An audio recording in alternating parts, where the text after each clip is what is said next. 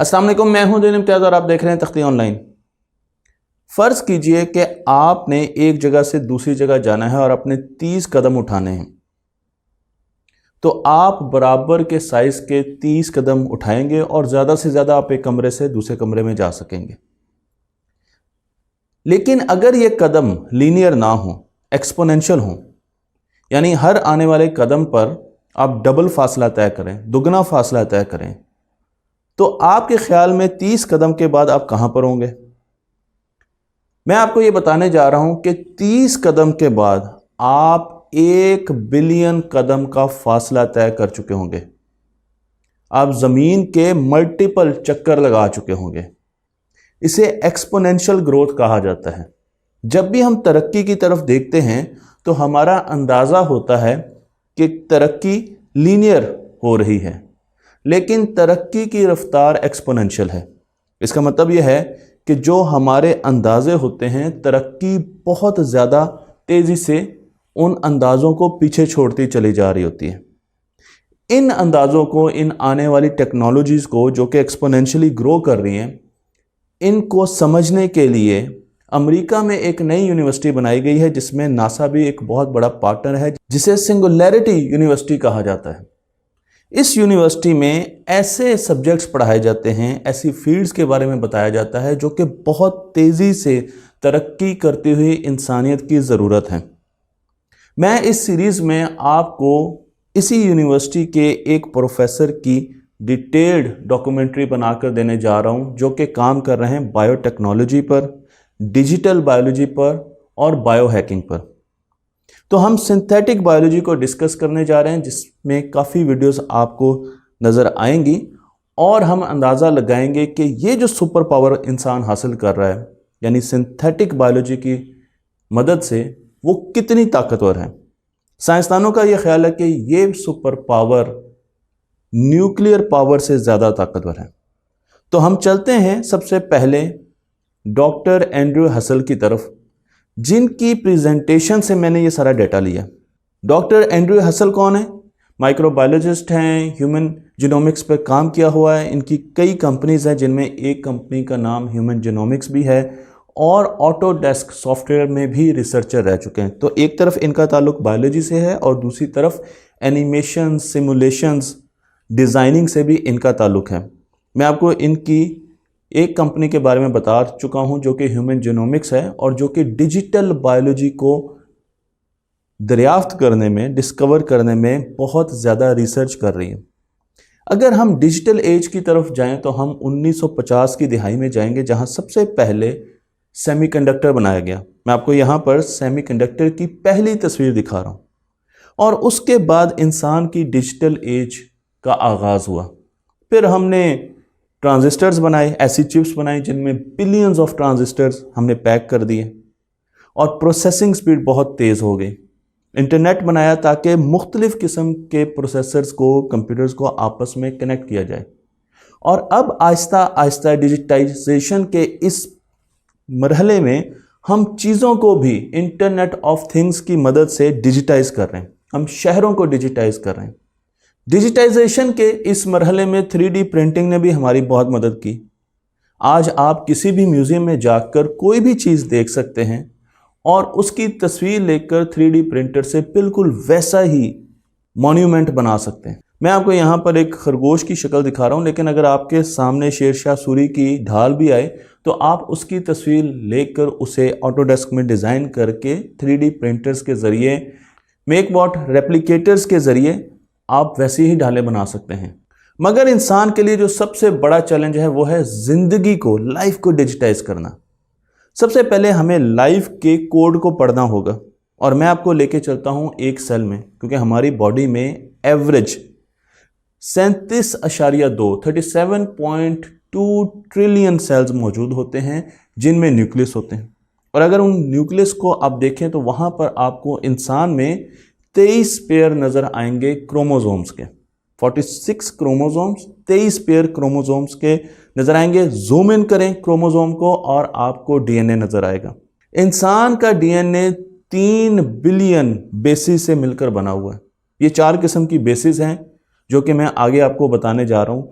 और 99% DNA मेरा, आपका, इंसानों का बिल्कुल एक जैसा है। सिर्फ 1% DNA जो हमारा फ़र्क है और उसकी वजह से हमारी ज़ाहरी शक्ल सूरत और हमारे मैकेनिज़्म डिफरेंट है। मैं आपको यहाँ पर DNA की एक तस्वीर भी दिखा रहा हूँ, तो आप देख सकते हैं कि एक हेलिकल स्ट्रक्चर है, डबल हेलिकल स्ट्रक्चर है, और इनके बीच में हमने मुख्तलिफ बेसिस को सीक्वेंस किया हुआ। 4 किस्म की बेसिस हैं, एडिनिन, थाइमिन, गानिन और साइटोसिन। A, T, G और C आसानी के लिए कह देते हैं। और हमने इस DNA को प्रोग्राम करना है। इन वीडियोस की सीरीज में आपको पता चलेगा कि हम कैसे इस DNA को प्रोग्राम कर रहे हैं, बल्कि नया DNA भी बना रहे हैं। लेकिन सबसे पहले ये जानने की ज़रूरत है कि हमारे बॉडी में कितना DNA मौजूद है। मैं एक एस्टिमेट यहाँ पर आपको दिखा रहा हूँ, और ये एस्टिमेट मैंने लिया है kqed.org वेबसाइट से। लेकिन उसके बाद मैं आपको दूसरे एस्टिमेट भी दिखाऊंगा। तो हम जानते हैं कि DNA कॉयल की तरह एक स्ट्रक्चर है जो कि हमारे सेल्स में पैक किया गया है न्यूक्लियस के अंदर। थोड़ी जगह पर कॉइलिंग की वजह से बहुत ज़्यादा DNA पैक हो जाता है। अगर इस DNA को हर सेल से बाहर निकाला जाए, मैंने आपको बताया था कि हमारे बॉडी में 37.2 ट्रिलियन सेल्स हैं, और उन तमाम सेल से DNA को बाहर निकाला जाए और एक दूसरे से कनेक्ट किया जाए, तो आपके ख्याल में इस DNA की, जो एक इंसान की बॉडी से निकलता है, इसकी लेंथ कितनी होगी? अपना अंदाज़ा महफूज कर लें, क्योंकि मैं आपको बताने जा रहा हूं कि नंबर ऑफ सेल्स अगर हम सिर्फ 10 ट्रिलियन लें, 37 ट्रिलियन नहीं, सिर्फ 10 ट्रिलियन लें इंसान की बॉडी में, एक बच्चे की बॉडी का शुमार आप कर सकते हैं, तो उसमें अगर एक सेल में DNA 6 फीट यानी 2 मीटर निकलता है, और इतना ही अंदाज़ा साइंस का है कि हमारे एक सेल में 2 मीटर DNA निकल सकता है अगर उसको सीधा कर दिया जाए, तो 10 ट्रिलियन सेल्स में से जो DNA निकलेगा वो होगा 60 ट्रिलियन फीट। और अगर उसको माइल्स में लिया जाए तो हमारे पास होगा 10 बिलियन माइल्स। 10 बिलियन माइल्स का DNA होगा अगर वो निकाल कर उसको सीधा फैला दिया जाए। ये कितनी बड़ी लेंथ है। प्लूटो को अगर देखें तो प्लूटो सूरज से 3.6 बिलियन माइल्स दूर है। 3.6 बिलियन माइल्स दूर है। तो आप जब DNA देखते हैं, सिर्फ हमने ऐसी बॉडी से DNA लिया है जिसमें 10 ट्रिलियन सेल्स हैं। तो यहाँ पर साइंसदानों का यह ख्याल है कि हमारे सोलर सिस्टम के पूरे डायमीटर, यानी एक तरफ से लेकर सूरज के दूसरी तरफ, अगर 2 मरतबा हम सफ़र करें, 2 डायमीटर्स ले लें पूरे सोलर सिस्टम का, तो हमारा DNA उसके मुकाबले में होगा, उसकी लेंथ उसके मुकाबले में होगी।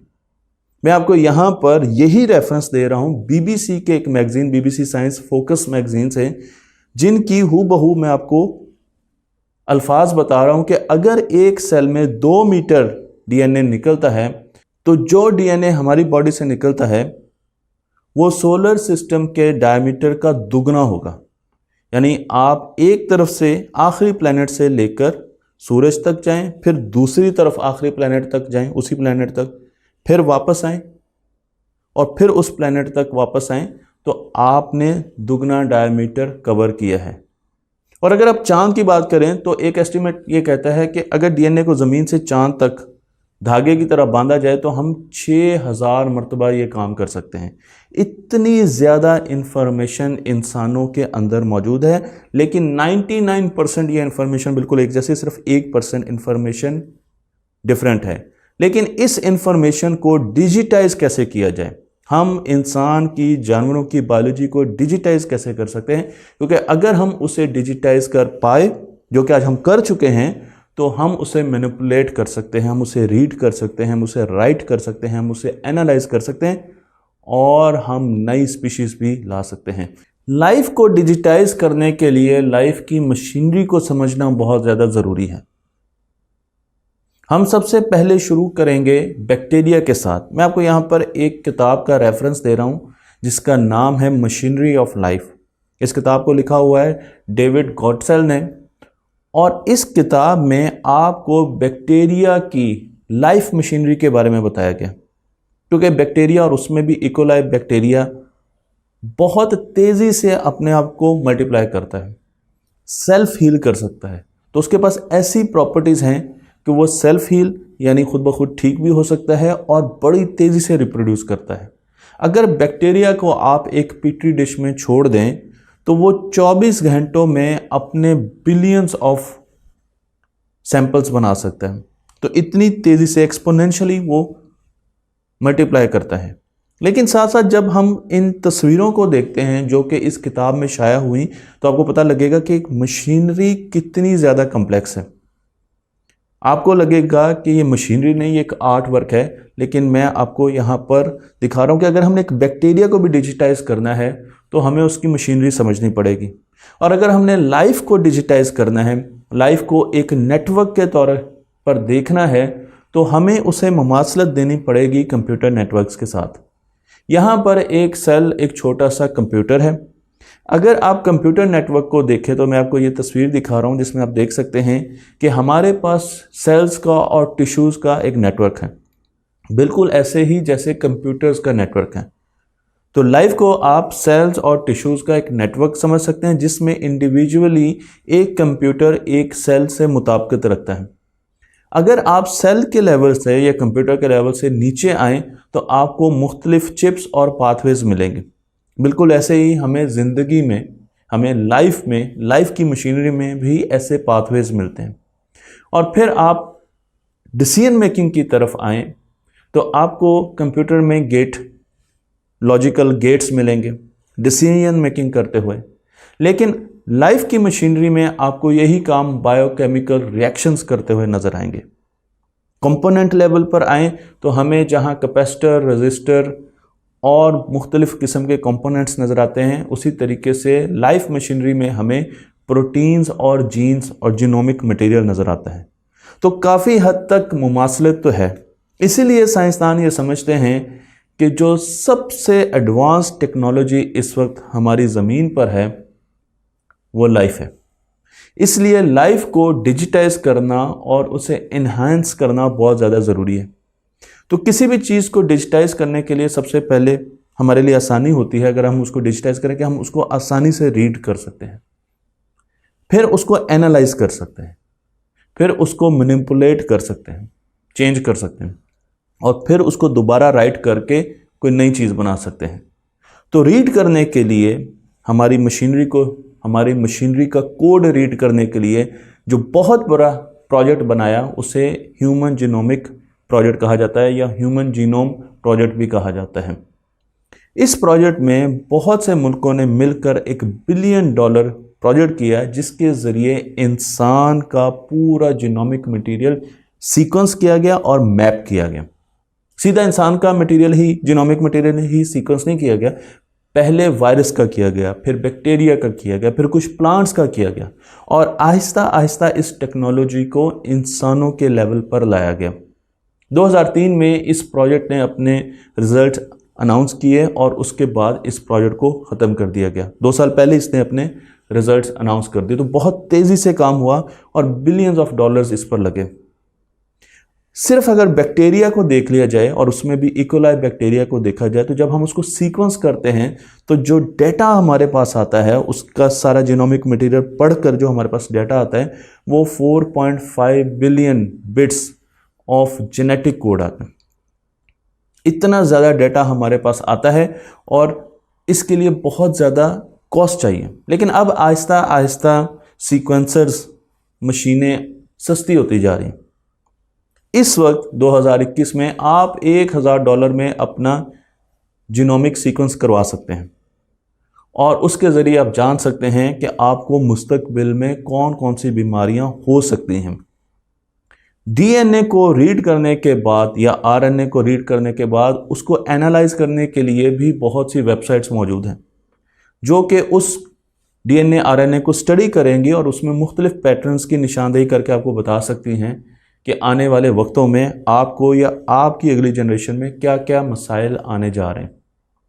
जब हमने डीएनए को रीड कर दिया, और ऐसा एक सॉफ्टवेयर है जो कि एनालाइज करता है डीएनए को, जिसका नाम DNA 2.0 है, उसका रेफरेंस मैं आपको दे देता हूं। तो अब बारी है उसको एनालाइज करने के लिए। डीएनए को, इंसान के डीएनए को एक किताब की शक्ल में जब लिखा गया तो 127 मोटी किताबों के मैनुअल बने। इन किताबों में क्या लिखा होगा, 0 या 1?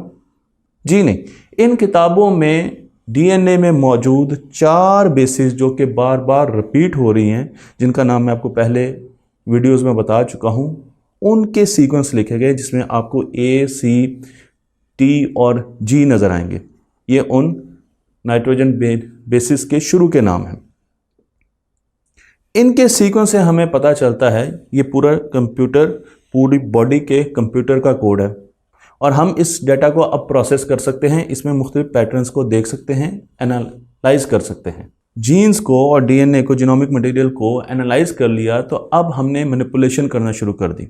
और सबसे पहले डीएनए की जो मैनिपुलेशन आई, जो एडिटिंग आई, जो चीज़ हमने डीएनए से बनाई, वो डीएनए ओरिगेमी कहलाती है। ओरिगेमी पर मैं पूरी वीडियो बना चुका हूँ कि आप कागज़ से ओरिगेमी कैसे यूज़ कर सकते हैं और उसे नासा ने कैसे इस्तेमाल किया। लेकिन यहाँ पर डीएनए की बात हो रही है, तो आप डीएनए को मुख्तलिफ शेप्स में ला सकते हैं और इसके लिए हम इस्तेमाल करते हैं कुछ हिस्से सिंथेटिक यानी कि मसनूई डीएनए के। वो डीएनए जो हमने बनाया है छोटा ही हिस्से होते हैं, उसे स्टेपल्स कहा जाता है। और जब वो हम बड़े स्ट्रैंड के पास लेके आते हैं तो वो उस स्ट्रैंड को बेंड कर देता है। अब जब आप एक डीएनए के स्ट्रैंड को बेंड कर सकते हैं तो आप उससे कोई भी शेप बना सकते हैं स्टेपल्स की मदद से। यहाँ पर मैं आपको कुछ 2D, 2 डायमेंशनल शेप्स दिखा रहा हूँ जो कि हमने डीएनए की ओरिगेमी या डीएनए को बेंड कर बनाए हैं। आप देख सकते हैं कि यहाँ पर आपको एक स्माइली फेस में नज़र आ रहा है और हम मुख्तलिफ किस्म की डीएनए की शेप्स बना सकते हैं। जब हमने 2 डायमेंशन में ये शेप्स बना दी तो हमने सोचा कि फिर 3 डायमेंशन में क्यों नहीं बन सकती, और हमने 3 डायमेंशनल शेप्स बनाना शुरू कर दी डीएनए की। फ़ायदा क्या होगा? इसका फ़ायदा ये होगा कि मुस्तकबिल की जो ड्रग डिलीवरी है, आपको जो कैप्सूल दिए जाते हैं खाने के लिए, अब वही मेडिसिन डीएनए में कोड करके आपकी बॉडी में दाखिल की जाएंगी ताकि आपकी बॉडी उसको एक फॉरेन पार्टिकल ना समझे। इसी तरीके से इस किस्म के स्ट्रक्चर्स के ज़रिए हम नैनो बॉट्स बनाएंगे, ऐसे छोटे छोटे बॉट्स बनाएंगे जो हमारी बॉडी में दाखिल किए जाएंगे। हम इस स्ट्रक्चर के ज़रिए ऐसे नैनो बॉट्स बनाएंगे जो कैंसर्स के सेल्स को ख़त्म करेंगे, ड्रग डिलीवरी के लिए इस्तेमाल होंगे और भी बहुत सी टेक्नोलॉजी में इस्तेमाल होंगे। सिंथेटिक बायोलॉजी के और डिजिटाइजिंग ऑफ बायोलॉजी के इस सफ़र में मैं आपको लेके चलता हूँ MIT की तरफ, जिसने आज से पिछली दिहाई में एक नया प्रोजेक्ट शुरू किया जिसे MIT iGEM कहते हैं। और इस प्रोजेक्ट में सिंथेटिक बायोलॉजी को बहुत ज़्यादा परवान चढ़ाया गया, स्पीशीज़ को जेनेटिकली मॉडिफाई किया गया और मैं आपको कुछ एग्जांपल्स यहाँ पर देने लगा हूँ और अब हर साल इनका नया बैच निकलता है। यहाँ पर आपको बहुत से ऐसे एक्सपेरिमेंट नज़र आएंगे जो कि स्पीशीज़ को चेंज कर रहे हैं। मसलन जुगनू से निकलने वाली रोशनी या जेलीफिश से निकलने वाली रोशनी को जब बैक्टीरिया में इंटीग्रेट किया गया तो अब चमकने वाला बैक्टीरिया बना लिया। ये काम कैम्ब्रिज की यूनिवर्सिटी ने किया जो कि इस प्रोजेक्ट का हिस्सा थी। तो आपको हर जगह पर अब आप तस्वीरों में भी देख सकते हैं बैक्टीरिया चमकता हुआ नजर आएगा। और याद रखिएगा बैक्टीरिया की लाइफ काफ़ी ज़्यादा होती है, तो आपको ऐसी लाइट सोर्स भी नज़र आ सकती हैं फ्यूचर में जो कि ऑर्गेनिक लाइट सोर्स होंगी। फिर मैं आपको एक और ब्रांच दिखाता हूँ इस प्रोजेक्ट से जो बाहर निकली। कुछ स्टूडेंट्स ने ये ख्याल किया कि हमें DIY बायोलॉजी करनी चाहिए, डू इट योरसेल्फ। उन्होंने सोचा कि बजाय बड़ी बड़ी फार्मा कंपनीज हमें मजबूर करें कि हम वही काम करें और महंगी दवाइयाँ बनाएं, क्यों ना हम घर में बैठे जेनेटिकली मॉडिफाइड चीज़ें बनाना शुरू कर दें, ऑर्गेनिजम्स बनाना शुरू कर दें। और वो अब ऐसी किट्स बना रहे हैं जो कि आपको घर बैठे सिंथेटिक बायोलॉजी के एक्सपेरिमेंट करवा सकती है। बहुत ही ख़तरनाक चीज़ है क्योंकि ये जितने भी ग्रुप्स हैं ये अनसुपरवाइज्ड ग्रुप्स हैं, इनके ऊपर किसी किस्म के लॉज एंड रेगुलेशन इस वक्त तक अप्लाई नहीं होते। तो यहाँ पर आप DIY बायो देख रहे हैं, ये बहुत बड़ी तहरीक है, एक बहुत बड़ा ग्रुप है जो कि ऐसे ही काम करता है और इसमें मुख्तलिफ़ किस्म के स्टूडेंट्स मिलकर जेनेटिकली मॉडिफाइड ऑर्गेनिज्म बनाने की कोशिश कर रहे हैं। कैम्ब्रिज यूनिवर्सिटी की तरफ जा रहा हूँ जो कि दोबारा एक प्लांट को चमकने वाला प्लांट बनाने की कोशिश कर रहे हैं। यानी अब आपको बिजली की ज़रूरत नहीं होगी, बल्कि हर पौधा, आपकी गली में लगा हुआ हर पौधा रात को चमकेगा। और इसके लिए वो मुख्तलिफ किस्म के एक्सपेरिमेंट्स कर रहे हैं प्लांट्स पर। हमने चमकने वाले चूहे तो ऑलरेडी बना लिए हैं, ऐसे एक्सपेरिमेंट्स ऑलरेडी हो चुके हैं, आप सर्च कर सकते हैं, जहां चूहे रात को या अंधेरे में चमकना शुरू कर देते हैं। लेकिन जो दूसरी साइड है इस पूरे प्रोजेक्ट की, वो भी बताना बहुत ज़रूरी है, और वो है इमर्जेंस ऑफ बायोहैकर्स। बायोहैकर एक नया फिनोमिना है जो कि हमारी दुनिया में आहिस्ता आहिस्ता जोर पकड़ रहा है। मैं आपको एक बायोहैकर से मिलाने जा रहा हूं जिनका नाम है जोसे जेनर, जो कि जेनेटिकली मॉडिफाइड ऑर्गेनिज्म है या जेनेटिकली मॉडिफाइड ह्यूमन है।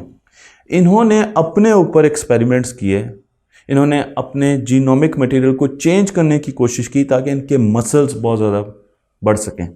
गोया कि इनको कामयाबी नहीं हुई, लेकिन फिर भी इन्होंने अपने आप को मॉडिफाई किया, और ये एक ऐसी तहरीक चला रहे हैं जिसके ज़रिए आम लोगों को $200 में बायो हैकिंग की मुख्तलिफ किस्म की किट्स प्रोड्यूस कर रहे हैं, बायो हैकिंग की कम्युनिटीज़ बना रहे हैं, मुख्तलिफ स्पेसेस बना रहे हैं। आप अपने घर के करीब एक कमरा लेकर अब बायो हैकिंग कर सकते हैं।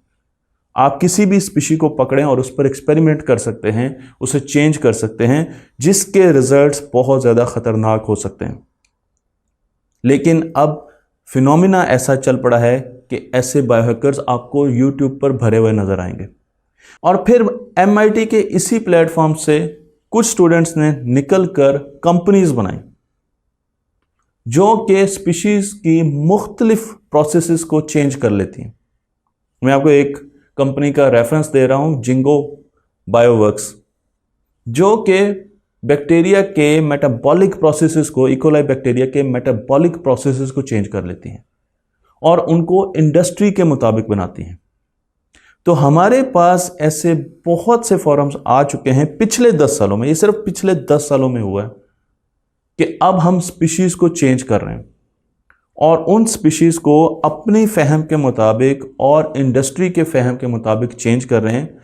लेकिन इसके बहुत ज़्यादा ख़तरनाक असरात भी हमारी दुनिया पर हो सकते हैं। अगर मैं आपसे सवाल पूछूं, इंसान के अंदर जितनी भी इंफॉर्मेशन मौजूद है, अगर आप उस पर एक किताब लिखें तो वो किताब कितनी बड़ी होगी? आप हैरान होंगे कि ये कैसा सवाल है। लेकिन इसी सवाल के जवाब को ढूंढने के लिए एक साइंसदान काम कर रहे हैं जिनका नाम है रिकार्डो सबातिनी। डेटा साइंटिस्ट हैं, कंप्यूटेशनल जेनेटिक्स पर काम कर रहे हैं और ह्यूमन इंफॉर्मेशन को रिकॉर्ड करने की कोशिश कर रहे हैं। अब सवाल यह है कि आप किस लेवल तक ह्यूमन इंफॉर्मेशन को रिकॉर्ड करना चाहते हैं। अगर आप एक बच्चे की, एक छोटे बच्चे की बॉडी के सब एटम्स के बारे में इंफॉर्मेशन इकट्ठा करना चाहते हैं, तो इन साइंसदान के मुताबिक एक USB में अगर आप कुछ सारा डेटा इकट्ठा करते हैं तो आपको इतनी USBयां चाहिए होंगी जो टाइटैनिक जैसे 2000 बैरी जहाज़ों को भर दें। रेफरेंस डॉक्टर रिकार्डो सबातिनी। लेकिन हम एटम के लेवल पर जाकर इंफॉर्मेशन रिकॉर्ड नहीं कर सकते। अभी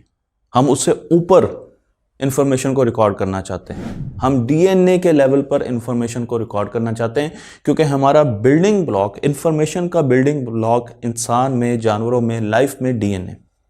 तो हम ये चाहते हैं कि हम DNA में जितनी इंफॉर्मेशन अगर उसको रिकॉर्ड कर सकें तो वो कितना बड़ा डेटाबेस बनेगा। DNA सबसे पहले 1950 में डिस्कवर हुआ। इस पर काम तो बहुत अरसे से चल रहा था, लेकिन इसका जो स्ट्रक्चर डिस्कवर हुआ, जो कि एक हेलिकल स्ट्रक्चर है, वो 1950 में हुआ। क्योंकि DNA को रीड करना इतना आसान नहीं। DNA को सेल से निकालने में ही हमें तकरीबन 40 साल लगे। 1953 में रोजालिंड फ्रैंकलिन ने एक्सरे डिफ्रैक्शन के जरिए इसके स्ट्रक्चर को स्टडी किया, जिस पर मैं वीडियो बना चुका हूं। और उसके बाद हमें पता चला कि DNA का स्ट्रक्चर क्या है, उसमें बेसिस क्या मौजूद होती हैं, उसकी सीक्वेंसिंग क्या है। और उस सीक्वेंसिंग को जब इंसान ने रिकॉर्ड किया तो हमारे पास 130 वॉल्यूम की किताबें बनी। इन किताबों में, जिनकी तस्वीरें मैं आपको यहां पर दिखा रहा हूं, 262,000 यानी 2,62,000 पेजेस मौजूद हैं और उसमें एक इंसान की इंफॉर्मेशन मौजूद है जो कि उसकी बॉडी में। DNA के स्ट्रक्चर के बारे में यहां जानना बहुत जरूरी है, क्योंकि DNA एक हेलिकल स्ट्रिंग की तरह है जिसके अंदर बेसिस से सीक्वेंसिंग की जाती है। ये बेसिस 4 किस्म की होती हैं। इनको सिंपल जुबान में A, टी, जी और सी कहा जाता है।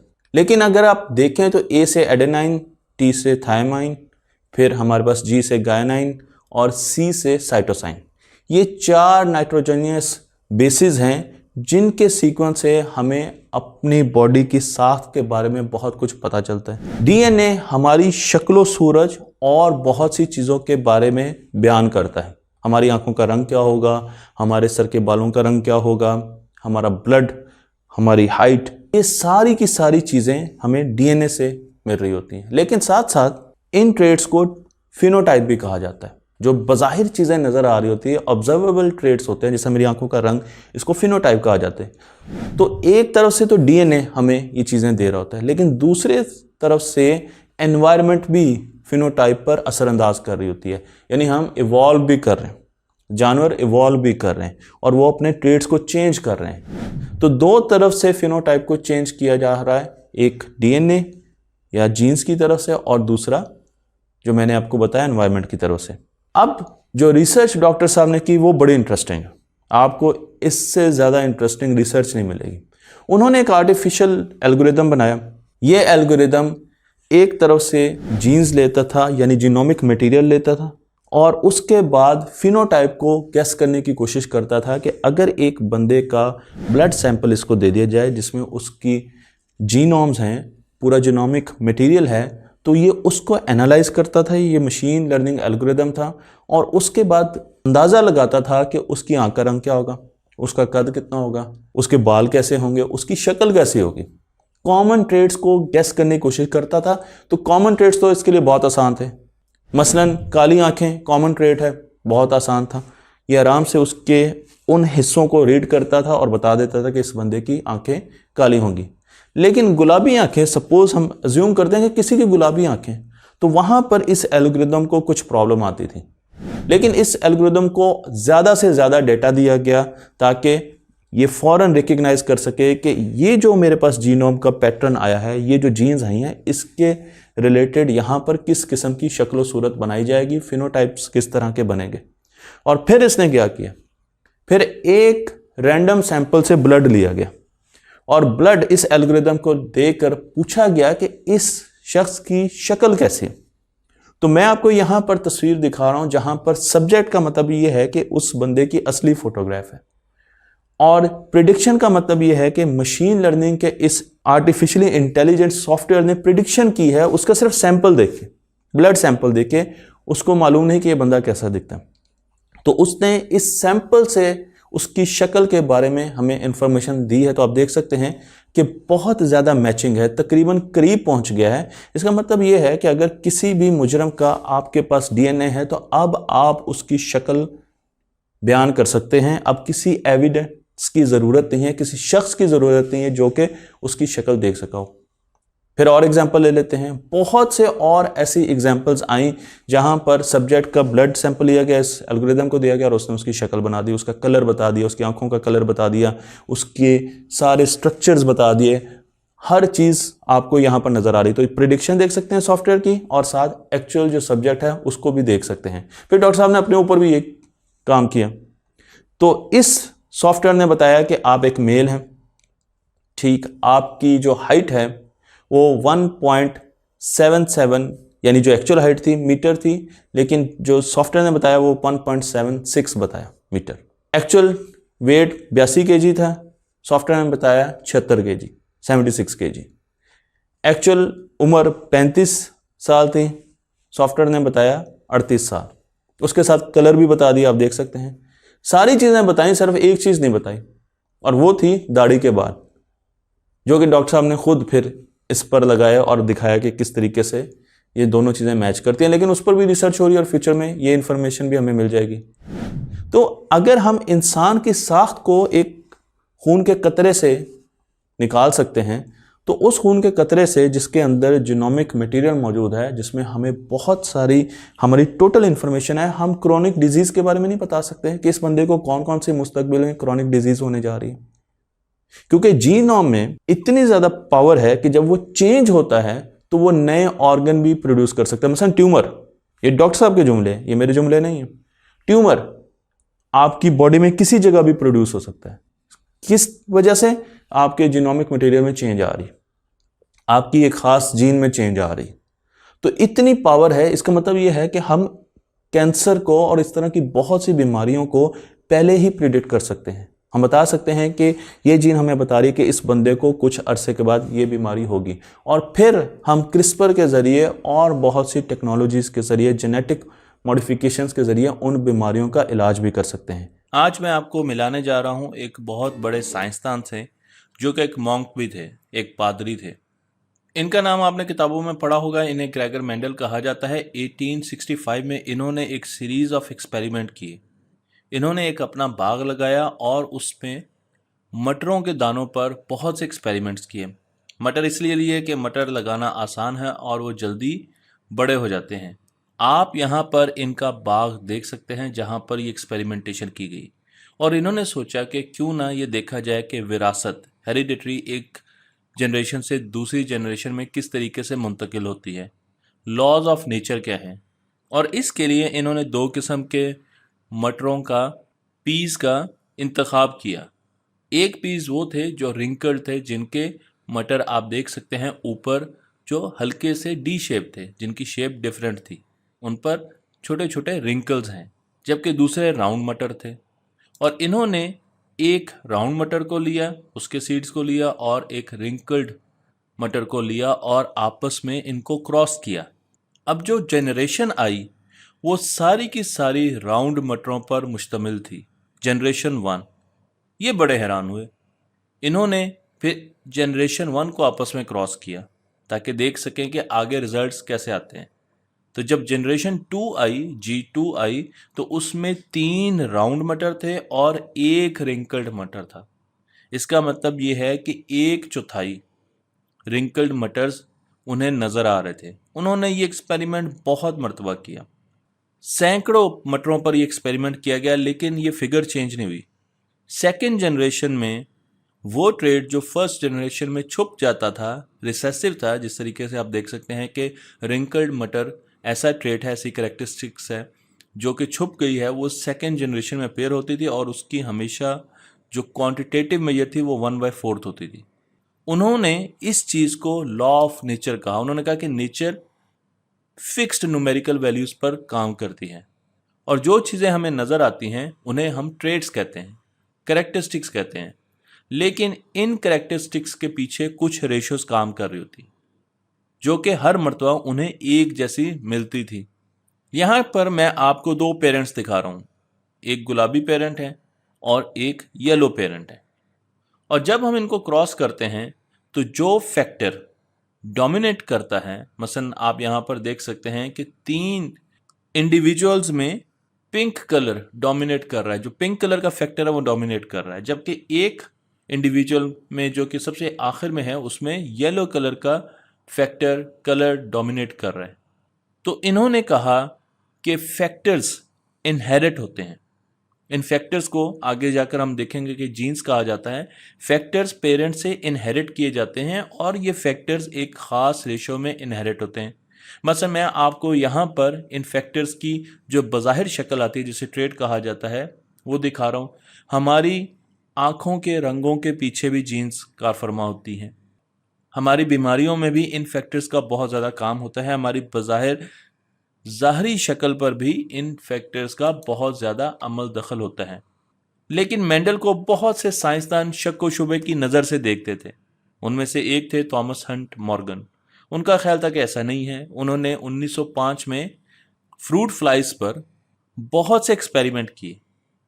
फ्रूट फ्लाइज उन्होंने इसलिए उनका इंतखाब किया क्योंकि उनका लाइफ साइकिल बहुत शॉर्ट होता है। तो एक साल में आप उनकी कई जनरेशन्स ले सकते हैं और उनमें हज़ारों मक्खियों को आप देख सकते हैं।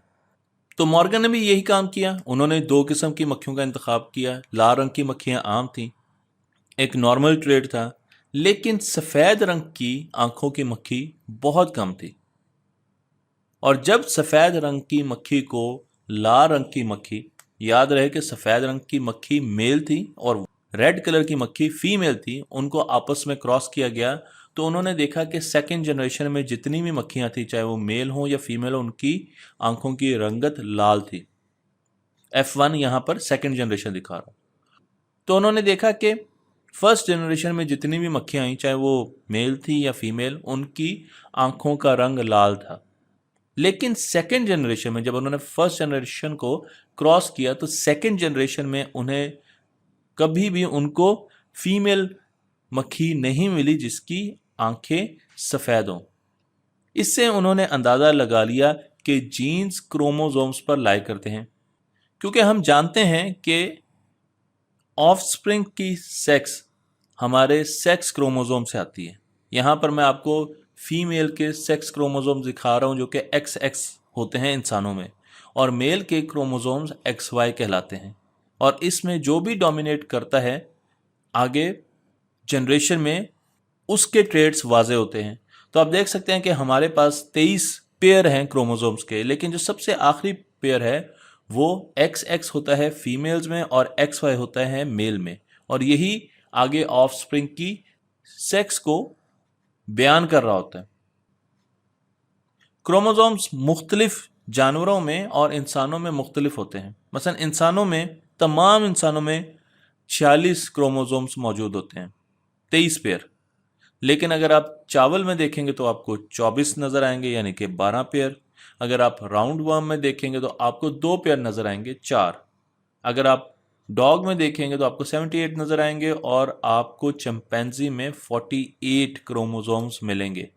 हम ये जान चुके थे अब तक कि जीन्स यानी कि फैक्टर्स एग्जिस्ट करते हैं जो कि क्रोमोसोम्स पर लाई करते हैं। लेकिन अब आए जॉर्ज बीडल, और उन्होंने सोचा कि वो इन जीन्स को और ज़्यादा एक्सप्लोर करें कि क्या सिर्फ ये हेरिडेटरी के लिए, विरासत के लिए इस्तेमाल होती हैं या इनका कोई और काम भी है। उन्होंने ब्रेड मोल्ड को उगाया। आप देख सकते हैं जो ब्रेड ख़राब होती है उस पर मोल्ड आहिस्ता आहिस्ता ग्रो करती है। 1941 की बात है। इसलिए किया कि ये आसान एक्सपेरिमेंट था और इस पर उनको बहुत ज़्यादा लागत नहीं आई।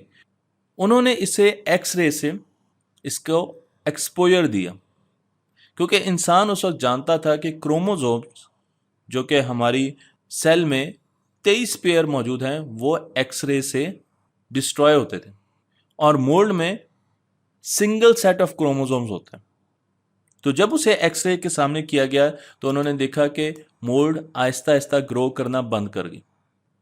अब ये उनके लिए बहुत हैरानी की बात है, क्योंकि हम तो ये समझते थे कि क्रोमोसोम्स पर जीन्स हैं और जीन्स सिर्फ विरासत के लिए, यानी अगली जनरेशन में पास ऑन करने के लिए इस्तेमाल होते हैं। लेकिन अगर क्रोमोसोम्स डैमेज होते हैं तो उनका ग्रोथ से क्या ताल्लुक है।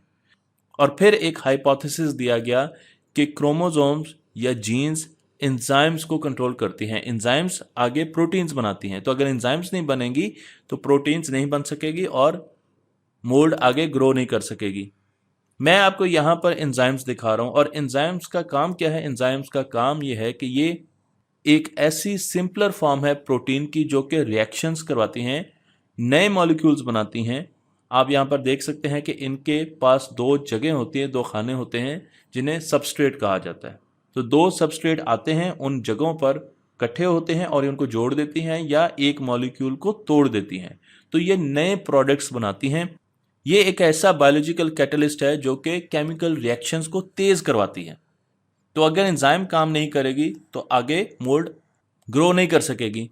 तो इस वजह से उस वक्त के साइंसदानों ने 1 जीन 1 एंजाइम का हाइपोथेसिस दिया कि हर जीन एक एंजाइम को आगे कंट्रोल कर रही है। लेकिन आज हम ये जानते हैं, क्योंकि हम जीनोम को डिकोड कर चुके हैं, कि एक डीएनए में 3 बिलियन बेस पेयर्स होते हैं जो कि 46 क्रोमोसोम्स में अरेंज हुए होते हैं। आप यहाँ पर देख सकते हैं कि हमारे पास एक सेल है, उसमें न्यूक्लियस है, न्यूक्लियस में क्रोमोसोम्स हैं, 46 हैं, 23 पेयर्स हैं, और उसके बाद एक क्रोमोसोम को आगे आप लेकर जाएंगे तो ये डीएनए बन जाएगा, और डीएनए का एक छोटा हिस्सा जीन्स कहलाता है जो कि एक खास काम कर रहा होता है, सेगमेंट ऑफ डीएनए होता है।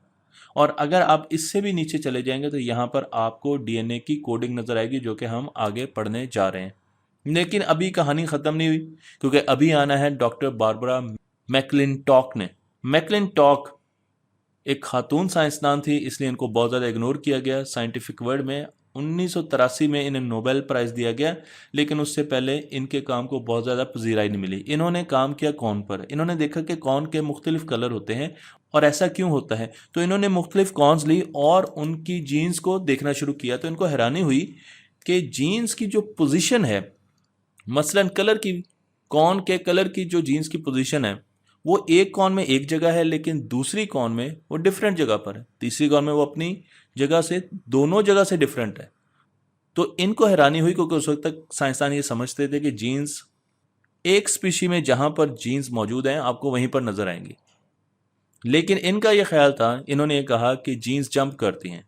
आपको भुट्टो में ही क्रोमोसोम्स पर जीन्स मुख्तलिफ जगह पर एक ही फिनोटाइप को कंट्रोल करने वाली जीन्स मुख्तलिफ जगहों पर नजर आएंगी, जो कि जिनका नाम इन्होंने जंपिंग जीन्स रखा। और इन्होंने कहा कि इन जीन्स की जंप की वजह से मुख्तलिफ किस्म के ट्रेड्स नज़र आते हैं, हमें एवोल्यूशन नज़र आती है, एवोल्यूशन में जो चेंजेस नज़र आते हैं वो इन जंपिंग जीन्स की वजह से होते हैं। तो मैं आपको यहाँ पर एक जीन्स दिखा रहा हूँ, तो आप देखेंगे रेड कलर की है और इसका नाम इन्होंने ट्रांसपोजॉन रखा।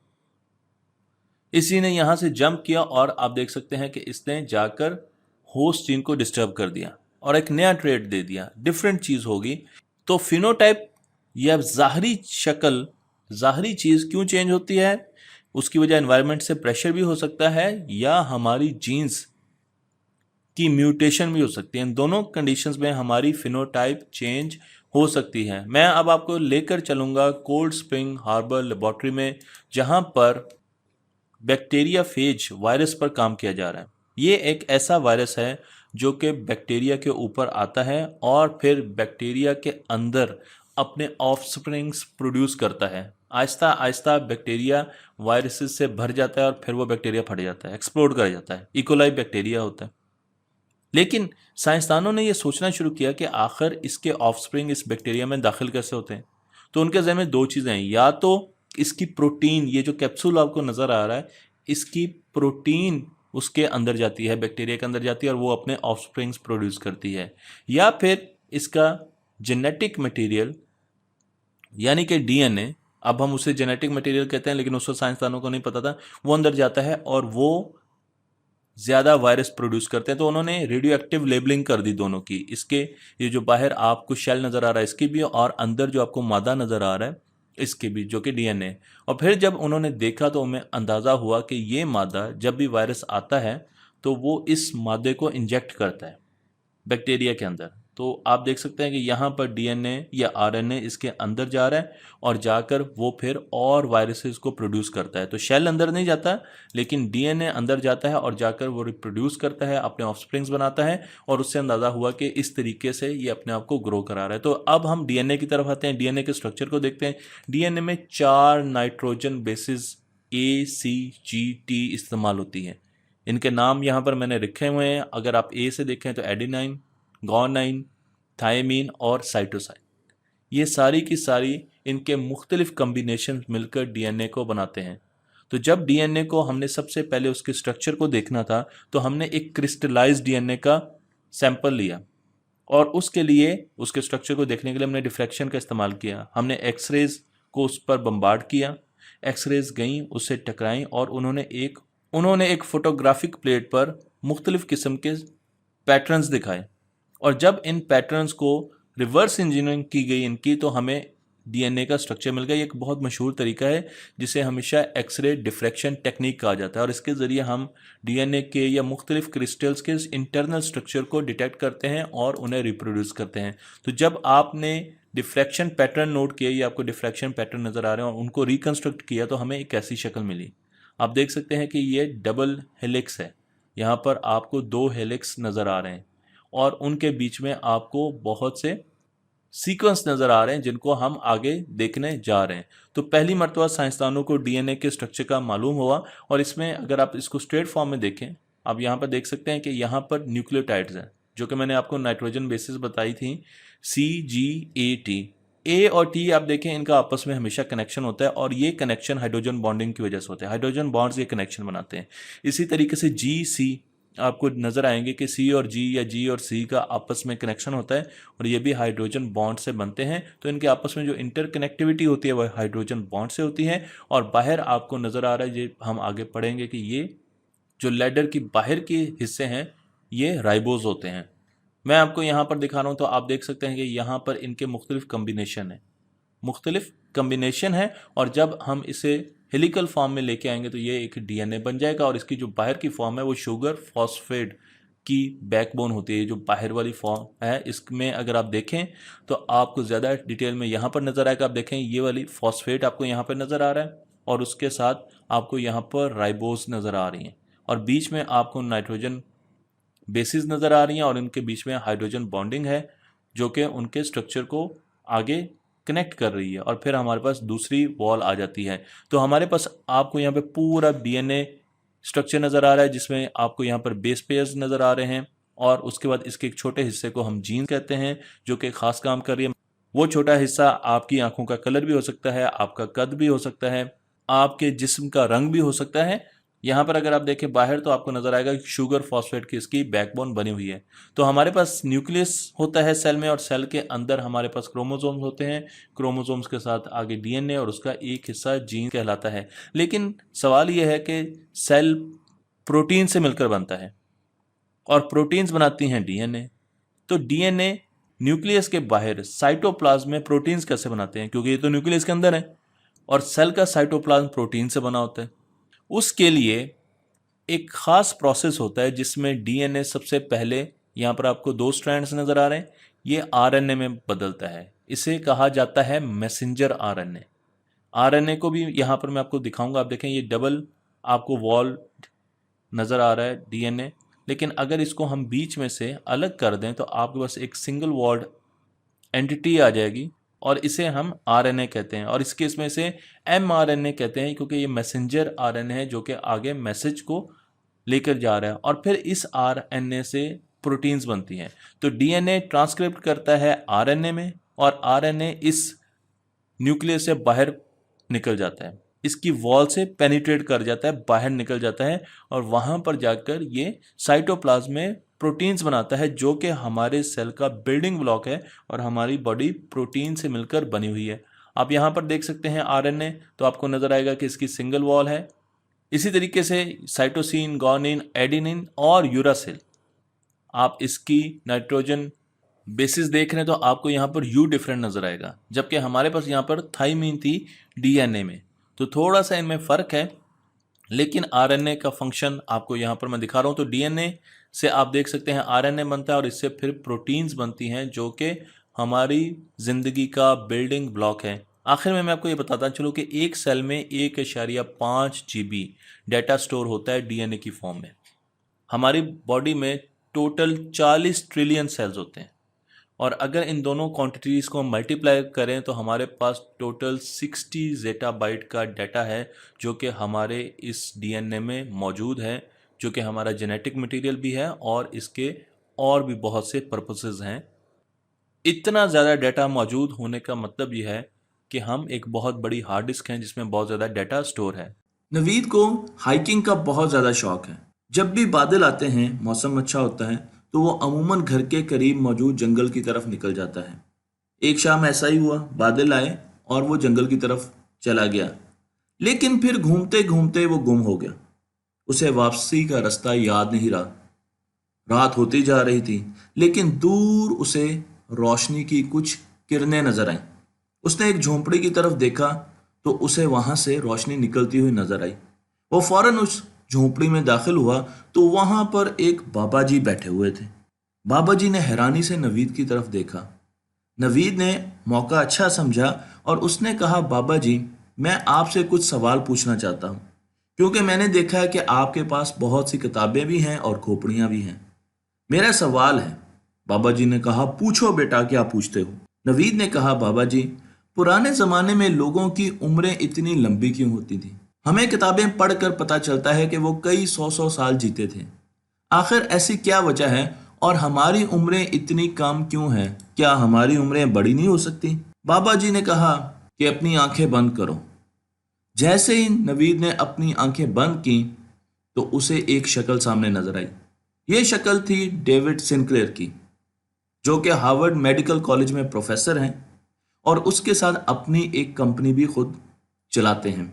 डेविड सिनक्लेयर एक बहुत ही कंट्रोवर्शियल किस्म की शख्सियत हैं, क्योंकि ये एक ऐसी मेडिसिन बनाने जा रहे हैं जो कि उम्र बढ़ने को आहिस्ता आहिस्ता ख़त्म करेगी। बहुत से लोग इनके नाम से मंसूब करते हैं कि शायद इंसान की उम्र 500 साल तक जाएगी, लेकिन इनका कहना यह है कि मैं एक ऐसी दवाई बनाने जा रहा हूँ जो कि बुढ़ापे को जल्दी आने से रोकेगी और इंसान को ज़्यादा अरसे तक जवान रखेगी। क्योंकि आज वर्ल्ड हेल्थ ऑर्गेनाइजेशन WHO ये कहती है कि बुढ़ापा एक मेडिकल कंडीशन है। इसका मतलब ये है कि वो ये कहने जा रही है मुस्तकबिल में कि इसे ट्रीट किया जा सकता है, ये एक बीमारी है, एक डिजीज़ है और इसका इलाज ढूंढा जा सकता है। एजिंग एक बहुत बड़ा फैक्टर वेस्ट में है। वेस्ट ममालिक में यंग जनरेशन इतनी ज़्यादा नहीं है, तो वहाँ पर बहुत ज़्यादा बूढ़े लोग हैं और उन्हें इस चीज़ का ख्याल है कि आहिस्ता आहिस्ता उनकी जो जनरेशन है उसकी एवरेज एज बढ़ती जा रही है, इसलिए उन्होंने एजिंग का कुछ हल निकालना है। मैं आपको एक छोटी सी एग्जांपल देता हूँ कि एजिंग कैसे रोकी जा सकती है। आप इन साहब का चेहरा देख रहे हैं तो राइट साइड पे आपको ज़्यादा सनबर्न्स नज़र आ रहे हैं, बुढ़ापा नज़र आ रहा है, लेकिन लेफ्ट साइड पर आपको ये काफ़ी यंग नज़र आ रहे हैं और उसकी वजह यह कि इन्होंने एक सनबर्न क्रीम यूज़ की है। तो इसका मतलब यह है कि सनलाइट भी हमें बूढ़ा करती है। और वो क्यों करती है? क्योंकि वो हमारे स्किन के DNA को डैमेज करती है। तो मैं आपको यहाँ पर दिखा रहा हूँ कि जब भी आपका DNA डैमेज होता है आपकी एजिंग तेज़ हो जाती है। एजिंग को रेक्टिफाई करने के लिए, बूढ़ा ना होने के लिए हम बहुत से तरद्दुद करते हैं। जो लोग ये समझते हैं कि ये बहुत ही गैर अखलाकी किस्म का काम है, उनको ये मैं बताना चाहता हूँ कि जब आप अपने दिल का ट्रांसप्लांट कराते हैं, जब आप अपनी किडनी का ट्रांसप्लांट कराते हैं या लिवर का ट्रांसप्लांट करा रहे हैं, तो उसका मतलब यह है कि आप नए ऑर्गन्स अपनी बॉडी में लेके आ रहे हैं और उससे कुछ कन्फ्यूजन हो जाती है बॉडी को, क्योंकि कुछ ऑर्गन्स बहुत पुराने होते हैं, कुछ ऑर्गन्स नए होते हैं और उस वजह से बॉडी की जो ओवरऑल एज है उसमें कोई ख़ास फ़र्क नहीं पड़ता। इस किस्म की रेमेडीज से कोई फ़ायदा नहीं है, इसलिए हम एक ऐसी रेमेडी चाहते हैं जिससे हमारी पूरी body Aahista Aahista slow as करे। और उसकी वजह मैं आपको इस ग्राफ में दिखा रहा हूँ कि वक्त के साथ साथ 1995 से 2006 और उसके बाद आगे भी हमारी जो हेल्दी लाइफ है, सेहतमंद ज़िंदगी, उसका स्पैन कम होता जा रहा है। और स्पैन कम होने की वजह हमारा लाइफस्टाइल है, मोबाइल फ़ोन्स हैं, कंप्यूटर्स हैं और इस किस्म की बहुत सी एक्टिविटीज़ हैं जिसकी वजह से हमारी लाइफ स्पैन कम होता जा रहा है। तो एजिंग को डिफाइन कैसे करेंगे? एजिंग है loss of information. Loss of information कैसे है इसको हम डिस्कस करने जा रहे हैं इस प्रेजेंटेशन में, लेकिन उसके लिए जानने की ज़रूरत है। हमारी body billions of trillions of cell से मिलकर बनी होती है और एक सेल में एक न्यूक्लियस ज़रूर मौजूद होता है जिसमें क्रोमोसोम्स होते हैं। इंसान में 23 पेयर्स ऑफ क्रोमोसोम्स हैं और अगर उन क्रोमोसोम्स को देखा जाए तो आगे वो DNA से मिलकर बनते हैं और DNA का एक छोटा हिस्सा उसे जीन कहते हैं। लेकिन क्रोमोसोम में जेनेटिक इन्फॉर्मेशन के अलावा एपिजेनेटिक इन्फॉर्मेशन भी होती है जिसे हम डिस्कस करने जा रहे हैं, जो कि मैंने यहाँ पर आपको दिखाई है। तो मैं आपको यहाँ पर जीन्स के बारे में बता रहा हूँ कि हमारे पास सेल होता है, सेल के अंदर क्रोमोसोम्स और उसमें DNA होते हैं। DNA के एक छोटे से हिस्से को जीन कहते हैं जो कि कोई ट्रेट एक जनरेशन से दूसरी जनरेशन में लेके जाते हैं। और साथ ये भी बताता चलूँ कि DNA में 4 किस्म के न्यूक्लियोटाइड्स यूज हो रहे होते हैं। ग्वानिन उसको G कहते हैं, साइटोसिन उसको C कहते हैं, थायमिन T और एडेनिन A, GCTA। ये 4 किस्म की सीक्वेंसेस हैं जो हम DNA में बहुत ज़्यादा यूज़ करते हैं। और जब भी हमारी बॉडी में कोई चेंज आती है तो उसकी वजह 2 किस्म की हो सकती है जो हम आगे देखने जा रहे हैं। लेकिन वो चेंज जो फिजिकल चेंज आती है, जो फिजिकल ट्रेट्स होते हैं, उनको फिनोटाइप कहा जाता है। मसलन आपकी आंख का रंग है, इसके पीछे एक जीन काम कर रही है, लेकिन जो आपकी आंख का रंग है उसे फिनोटाइप कहा जाएगा क्योंकि ये एक फिजिकल ट्रेट है, एक कैरेक्टरिस्टिक्स है जो किसी खास जेनेटिक हिस्से से आपको मिली है। ये फिजिकल ट्रेट्स आपको जीन से भी मिल सकते हैं और आपको आपकी एनवायरनमेंट से भी मिल सकते हैं। इसलिए हम 2 किस्म की इंफॉर्मेशन की बात करेंगे, एक जेनेटिक इंफॉर्मेशन की बात करेंगे और एक एपीजेनेटिक इंफॉर्मेशन की बात करेंगे। जेनेटिक इंफॉर्मेशन का मतलब यह है कि हमारे पास जो जीन्स है, जो DNA है, उनमें जब भी कोई म्यूटेशन आती है, कोई चेंज आती है, तो उसको रिवर्स नहीं किया जा सकता। ये म्यूटेशन बहुत अरसे के बाद आती है, बहुत टाइम लगता है और ये इरिवर्सिबल म्यूटेशन है, इसको चेंज नहीं किया जा सकता। तो अगर किसी म्यूटेशन से आपको बीमारी आ गई है, और अमूमन बीमारियां इसी किस्म की म्यूटेशन से आती हैं, तो उस बीमारी को दूर नहीं किया जा सकता, लेकिन उसके साथ साथ वो आपकी फिनोटाइप भी चेंज कर सकती है। एपिजेनेटिक इंफॉर्मेशन में अगर कोई चेंज आई है तो उसके रिलेटेड जो डिजीज है उसे कहते हैं एजिंग। तो एजिंग इस तरफ से आती है, एपिजेनेटिक चेंजेस से आती हैं और उसे रिवर्स किया जा सकता है। और इस प्रेजेंटेशन में मैं आपको क्या बताऊंगा कि उसे कैसे रिवर्स किया जाता है। लेकिन सबसे पहले हम DNA को ज़्यादा डिटेल में पढ़ लेते हैं कि DNA ने रैप की होती है प्रोटीन्स। आपको ये गोल गोल गेंदें नजर आ रही हैं, इसे हिस्टोलिन कहते हैं।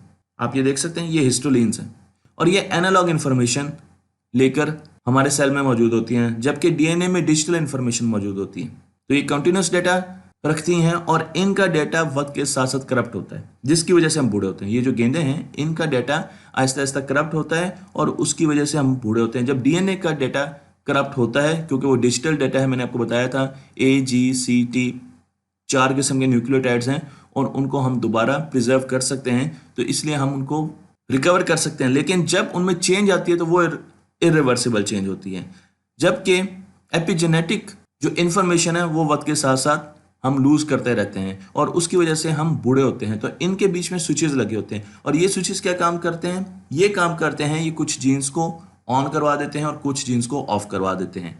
तो जब बच्चा छोटा होता है तो उसके स्विचेस का एक सीक्वेंस होता है, लेकिन वक्त के साथ साथ टिक टिक टिक टिक उसके स्विचेस चेंज होते हैं और उसकी वजह से हमारी बॉडी में जो फिनोटाइप में जो चेंजेस आती हैं वो ये होती है कि हम बूढ़े लगना शुरू हो जाते हैं। डॉक्टर सिंक्लेयर ने सबसे पहले ये रिसर्च की यीस्ट पर, खमीर पर, और उन्होंने खमीर के सेल को देखा और उनको एज करते हुए देखा। तो जब उन्होंने उनको एज करते हुए देखा तो उन्हें अंदाजा हुआ कि सपोज ये मुख्तलिफ जीन्स हैं खमीर के सेल की।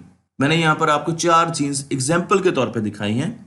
इनमें से जब वो यंग था, ये सेल यंग था, तो एक जीन ऑन थी, लेकिन डॉक्टर सिंक्लेयर ने देखा कि जैसे जैसे उसकी एज बढ़ती गई उसकी ज्यादातर जीन्स ऑन हो गई।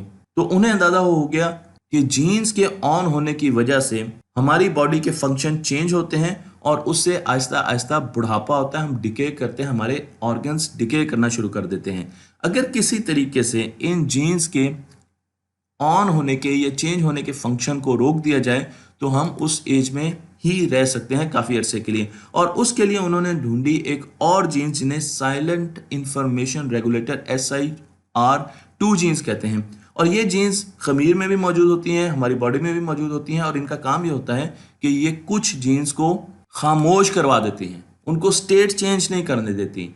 इस थेरेपी को जीन साइलेंसिंग थेरेपी भी कहते हैं। जीन्स की रेगुलेशन करती हैं और जब कोई जीन साइलेंस हो जाए तो वो अपनी स्टेट चेंज नहीं कर सकती।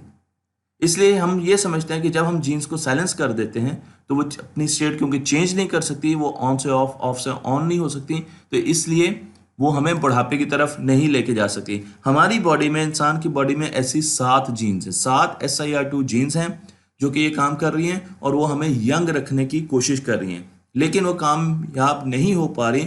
और इसके लिए हम ये समझते हैं कि उन जीन्स को ज़्यादा बूस्टअप करने की ज़रूरत है, एनर्जाइज करने की ज़रूरत है, एक्टिव करने की ज़रूरत है और उसके साथ ही उनकी मिकदार बढ़ाने की भी ज़रूरत है। इस पर बहुत ज़्यादा रिसर्च हो रही है कि कैसे हम इन 7 जीन्स को ज़्यादा से ज़्यादा बढ़ा सकते हैं। वैसे मैं आपको डॉक्टर सिंक्लेयर की ही एक एग्जाम्पल दूंगा। ये उनकी नानी की तस्वीर है जो कि बचपन में है, आप यहाँ पर देख सकते हैं, और उनका जो हिस्टोलिन्स हैं आप देख सकते हैं, उनमें आपको रेड कलर के डॉट्स नजर आ रहे हैं। इसका मतलब ये है कि कई जीन्स यहाँ पर आपके पास ऑफ हैं, तो ये जीन्स ऑफ हैं, हमने इन जीन्स को ऑफ किया है।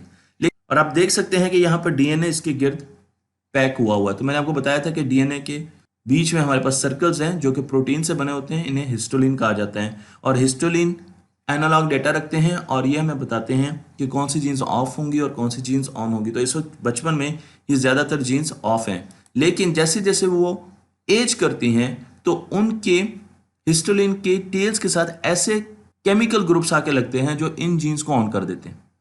तो जब इन जीन्स को ऑन किया जाता है, अगर एक तो मेरी बॉडी के या इंसान की बॉडी के फंक्शन चेंज होना शुरू हो जाते हैं और इसी से हमें अंदाजा होता है कि हम आहिस्ता आहिस्ता एज करना शुरू कर देते हैं। जब ये जीन्स ऑन होती हैं तो हम एज करना शुरू कर देते हैं। और किस तरीके से इस एज को रिवर्स किया जा सकता है या इन चेंजेस को रिवर्स किया जाता है, और उसके लिए हमारे पास आती हैं SIR2 suppressing jeans, silencing jeans. और ये जीन्स क्या करते हैं, ये पोकेमोन की तरह जाकर इन केमिकल्स को खाना शुरू कर देते हैं जो पूरी जिंदगी वक्त के साथ साथ हमारी हिस्टोलिन टेल्स के साथ कनेक्ट होती हैं और जिसकी वजह से जीन्स ऑन ऑफ होना शुरू हो जाती हैं। तो ये पोकेमोन जाता है, इसने पहले इस जीन के इस केमिकल कंपाउंड को खाया, तो ये देखें दोबारा रेड होगी, इसका खाया दोबारा रेड होगी, इसका खा रहा है, अभी ये ग्रीन है और अगली पिक्चर में ये भी रेड हो जाएगी, इसका खाएगा ये भी रेड हो जाएगी, ये भी रेड हो जाएगी। तो ये जीन हमें यंग रखने की कोशिश कर सकती है। आप देखें इसने सब खा लिए और हम दोबारा उसी स्टेट में आ गए जिसमें हम पहले थे। जो पहली तस्वीर हमने देखी थी वो तस्वीर तो मैंने यहाँ पे नहीं लगाई,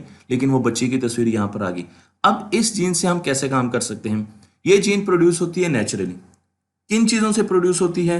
शेर को लेकर घूमने से बिल्कुल प्रोड्यूस नहीं होती, बल्कि एक्सरसाइज से प्रोड्यूस होती है। तो ये पिक्चर मैंने इसलिए लगाई थी कि आप ज़्यादा से ज़्यादा जब एक्सरसाइज करते हैं तो आपके पास SIR2 प्रोटीन्स और प्रोड्यूस होती है। इसी तरीके से जब हम भूखे रहते हैं, जब हम रोज़े रखते हैं, हम भूखे रहते हैं, उस वक्त भी ये जीन्स बहुत ज़्यादा प्रोड्यूस हो रही होती हैं। तो भूखे रहने से हम यंग रह सकते हैं और एक्सरसाइज करने से हम यंग रह सकते हैं। इसके अलावा ये जीन्स और मुख्तलिफ चीज़ों में पाई जाती है। मसलन रेड वाइन में इसकी बहुत छोटी क्वांटिटी पाई जाती है, लेकिन उसको हम यूज़ नहीं कर सकते। तो इसलिए अब ऐसी टैबलेट्स बनाई जा रही हैं जिसमें वो मॉलिक्यूल डाला जाए जो कि उन केमिकल कंपाउंड्स को ख़त्म करता जाए जो हिस्टोलिन से आके जुड़ जाते हैं और आहिस्ता आहिस्ता एजिंग का बायस बनते हैं। और इस मॉलिक्यूल को कहा जाता है, ये नाम बड़ा मुश्किल है, रेस्वेराट्रोल। तो रेस्वेराट्रोल की पिल्स फ्यूचर में आने वाली हैं जो कि आपको सुबह ब्रेकफास्ट के बाद खानी पड़ेंगी और उसके बाद आप बहुत स्लोली एज करेंगे। बल्कि कई मेडिकल कंडीशन तो आपकी रिवर्स भी हो सकती है। मतलब मैं आपको 3 एक्सपेरिमेंट्स बताता हूँ। ये 2 माइस हैं जो कि ट्विंस हैं। जो राइट साइड का चूहा है और लेफ्ट साइड का चूहा है, इन दोनों का DNA सेम है, लेकिन एपिजीनोम्स राइट साइड के जो माउस है उसका एपिजीनोम हमने डैमेज किया, खुद डैमेज किया। और जब हमने उसको डैमेज किया है, इसका मतलब यह है कि कुछ जीन्स को ऑफ कर दिया, कुछ को ऑन कर दिया, तो आप देख सकते हैं कि वो ऐसा ऐसा बूढ़ा होना शुरू हो गया। दोनों एक ही एज के हैं, लेकिन वो आपको बूढ़ा लग रहा है। उसके साथ एक और एक्सपेरिमेंट किया गया जिसमें 2 चूहों को लिया गया और राइट साइड का जो चूहा है इसमें हमने एंटी एजिंग मॉलिक्यूल्स से इसको ट्रीट किया और दूसरा चूहा उसको वैसे ही रहने दिया। तो अब इन दोनों को भगाया ट्रेडमिल पे। तो आप देख सकते हैं कि जो राइट साइड का चूहा है ये ट्रेडमिल के बिल्कुल शुरू में घूम रहा है, बिल्कुल शुरू में भाग रहा है और बहुत तेजी से भाग रहा है और बड़ी जल्दी चेंजेस को पिक कर लेता है। जबकि जो दूसरा चूहा था जिसे हमने ट्रीट नहीं किया था वो इतनी जल्दी ना तो भाग पा रहा है और ना ही चेंजेस को एक्सेप्ट कर पा रहा है। तीसरा जो एक्सपेरिमेंट था वो ये था कि क्या हम इन मेडिसिन को यूज़ करते हुए अपने ऑर्गन्स को, अपनी डिसेबिलिटीज़ को दोबारा ख़त्म कर सकते हैं। मसलन अगर अर्ली एज की बात करें तो कई मरतबा ऐसा डैमेज होता है जिसको बच्चा रिकवर कर लेता है, लेकिन वही डैमेज, फिजिकल डैमेज, अगर हमें बड़ी एज में हो तो हम उसको रिकवर नहीं कर सकते। इसके लिए एक्सपेरिमेंट किया गया और एक माउस की आँख, ये उसकी आँख है, उसकी ऑप्टिकल नर्व जो दिमाग तक उसका सिग्नल लेके जाती है आँख का, उसको पिंच कर दिया गया, उसको काट दिया गया। आप देखें ये आपके पास उसका एक और पिक्चर है, तो यहाँ पर ऑप्टिकल नर्व आपको कटी हुई नजर आती है। और उसके बाद देखा गया कि क्या वो वापस आ सकती है, ग्रो कर सकती है, वो नहीं की। फिर डॉक्टर सिनक्लेयर ने उसे एक एंटी एजिंग ड्रग दी वायरस के जरिए, वायरस थेरेपी की। और वायरस थेरेपी जीन थेरेपी का एक हिस्सा होता है जिसमें हम वायरस एंटर कर देते हैं और ये वायरस में नुकसान नहीं पहुंचाता। तो आंख में एक वायरस को एंटर कर दिया गया और उस वायरस में हमारे पास एक ड्रग थी जो कि एंटी एजिंग ड्रग थी। और उसके बाद उन्होंने देखा, तो जब 12 महीनों के बाद देखा तो आप देख सकते हैं उसकी पूरी ऑप्टिकल नर्व दोबारा ग्रो बैक कर गई, ये देखिए। और 16 महीनों के बाद पूरी की पूरी ऑप्टिकल नर्व ने दोबारा ग्रो किया और वो दोबारा देखने के काबिल हो गया। इसका मतलब यह है कि एक तो हम अपनी एज को स्लो कर सकते हैं, लेकिन दूसरी चीज़ ये है कि हम जो फिजिकल लॉसेस हमें हो चुके हैं उनको भी रीगेन कर सकते हैं। हम अपने ऑर्गन्स को यंग बना सकते हैं। और डॉक्टर सिनक्लेयर के अपने अल्फाज हैं कि 100 साल की उम्र में हम अपने कई नए बिजनेस शुरू कर रहे होंगे फ्यूचर में। और याद रहे कि ये काम हम आज भी मेडिकल साइंस से कर रहे हैं, लेकिन क्योंकि आज हमारी टेक्नोलॉजी इतनी अच्छी नहीं है, हम अपनी बॉडी के पार्शियल हिस्सों को नया कर रहे हैं। पूरी बॉडी की एक एज नहीं हो रही, लेकिन इस तरीके से हमारी पूरी बॉडी की ग्रोथ, रेट ऑफ ग्रोथ और एज एक बराबर होगी और उससे इंसान मुस्तकबिल में लंबी जिंदगियां गुजार सकेंगे जैसे कि हम माजी में गुजारते आए हैं। क्या कोरोना वैक्सीन या कोई भी वैक्सीन हमारे जेनेटिक मटेरियल को, हमारे DNA को चेंज कर सकती है? बहुत से सवाल आपको नज़र आएंगे कोरोना वैक्सीन के बारे में जिनके जवाब मैं आहिस्ता आहिस्ता दूंगा, लेकिन ये एक सवाल है जिसने सोशल मीडिया पर इस वक्त बहुत ज़्यादा हलचल मचाई हुई है और मैंने सोचा कि मैं आपको बताऊं कि किस तरीके से वैक्सीन हमारे जेनेटिक मटेरियल को चेंज नहीं कर सकती। लेकिन इससे पहले मैं ये बता चुका हूँ कि एक वायरस हमारे जेनेटिक मटेरियल को चेंज कर सकता है और कर चुका है। हमारी बॉडी का 10%, 8% या 10%, कई जगह पर 8% लिखा हुआ है, कई जगह पर 10% लिखा हुआ है, जो जेनेटिक मटेरियल है वो आया ही वायरस से। जब हमने उसको कंपेयर किया तो वायरस से आया। वैक्सीन काम कैसे करती है मैं पूरी वीडियो बना चुका हूं, लेकिन मैं आपको बताता हूं कि हम वायरस के कुछ हिस्सों को लेकर या पूरे वायरस को लेकर अपनी बॉडी में डालते हैं और उसकी शनाख्त परेड कराते हैं, ताकि हमारे इम्यून सिस्टम को पता चल जाए कि ये एक फॉरेन बॉडी है और जब ये आए तो मैंने इस पर अटैक करना है।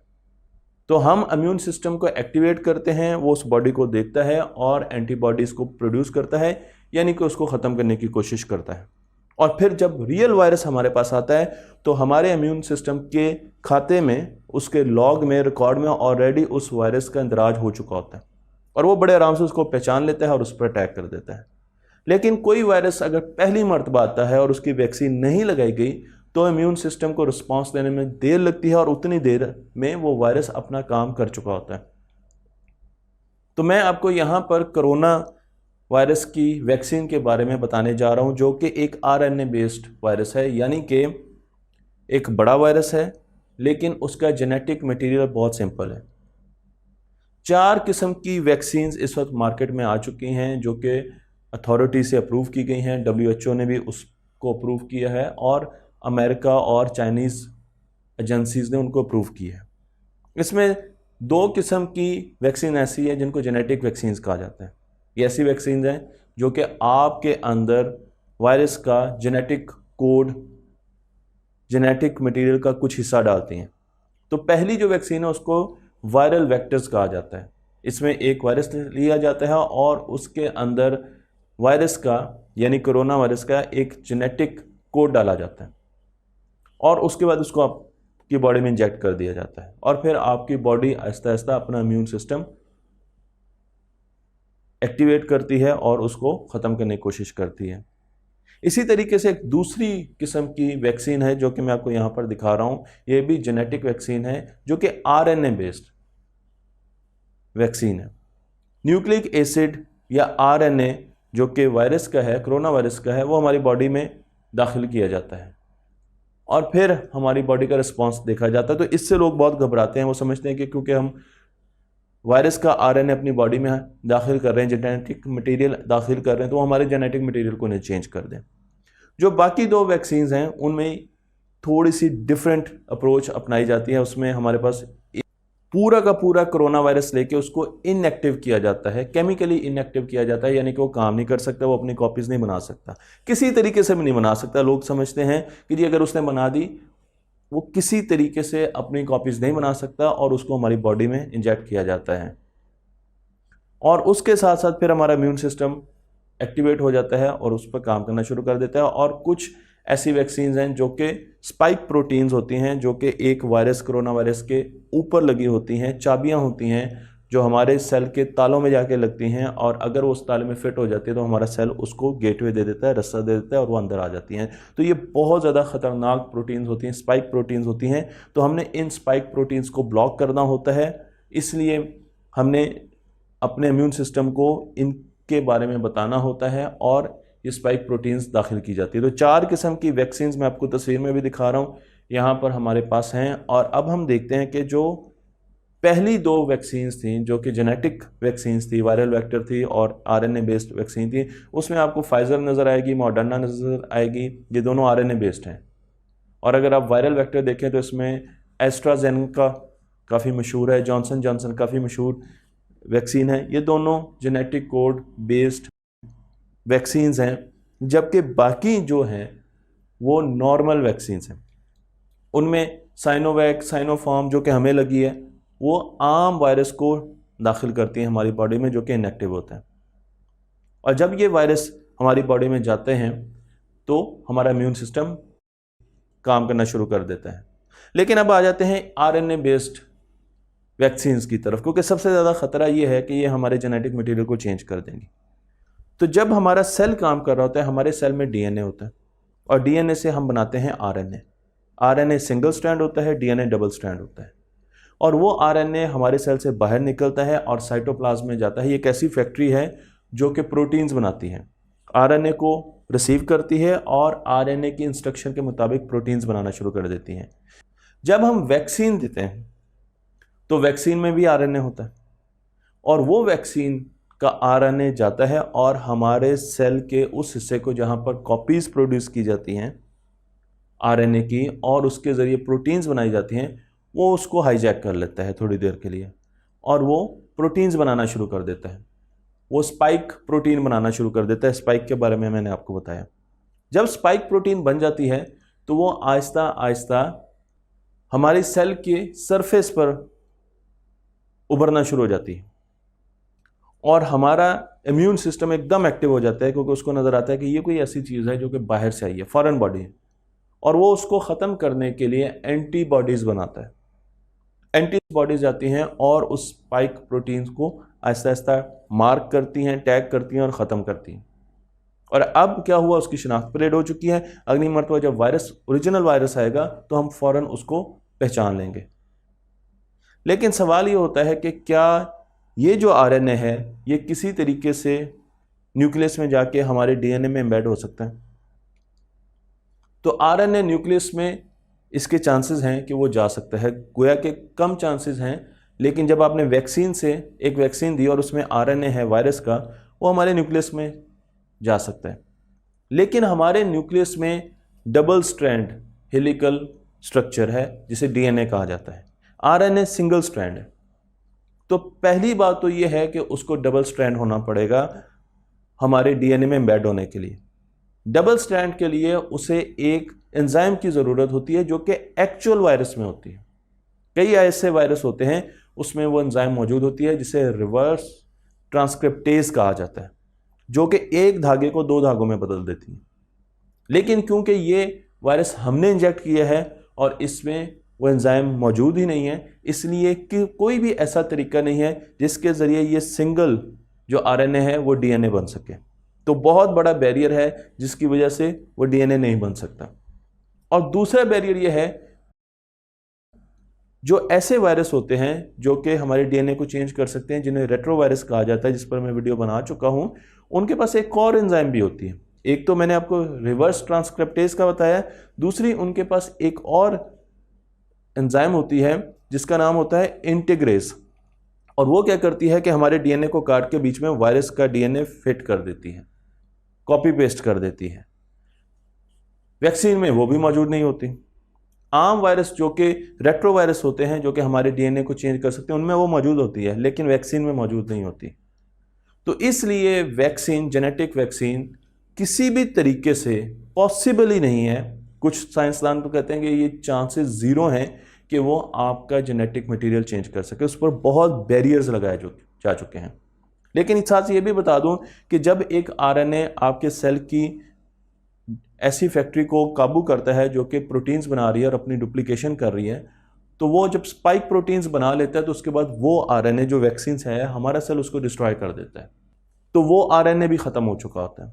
वो आरएनए हमारे सेल में मौजूद भी नहीं रहता ज़्यादा अरसा। और मैं आपको ये भी बता दूं कि जेनेटिक वैक्सीन हम पहली मर्तबा नहीं यूज़ कर रहे हैं।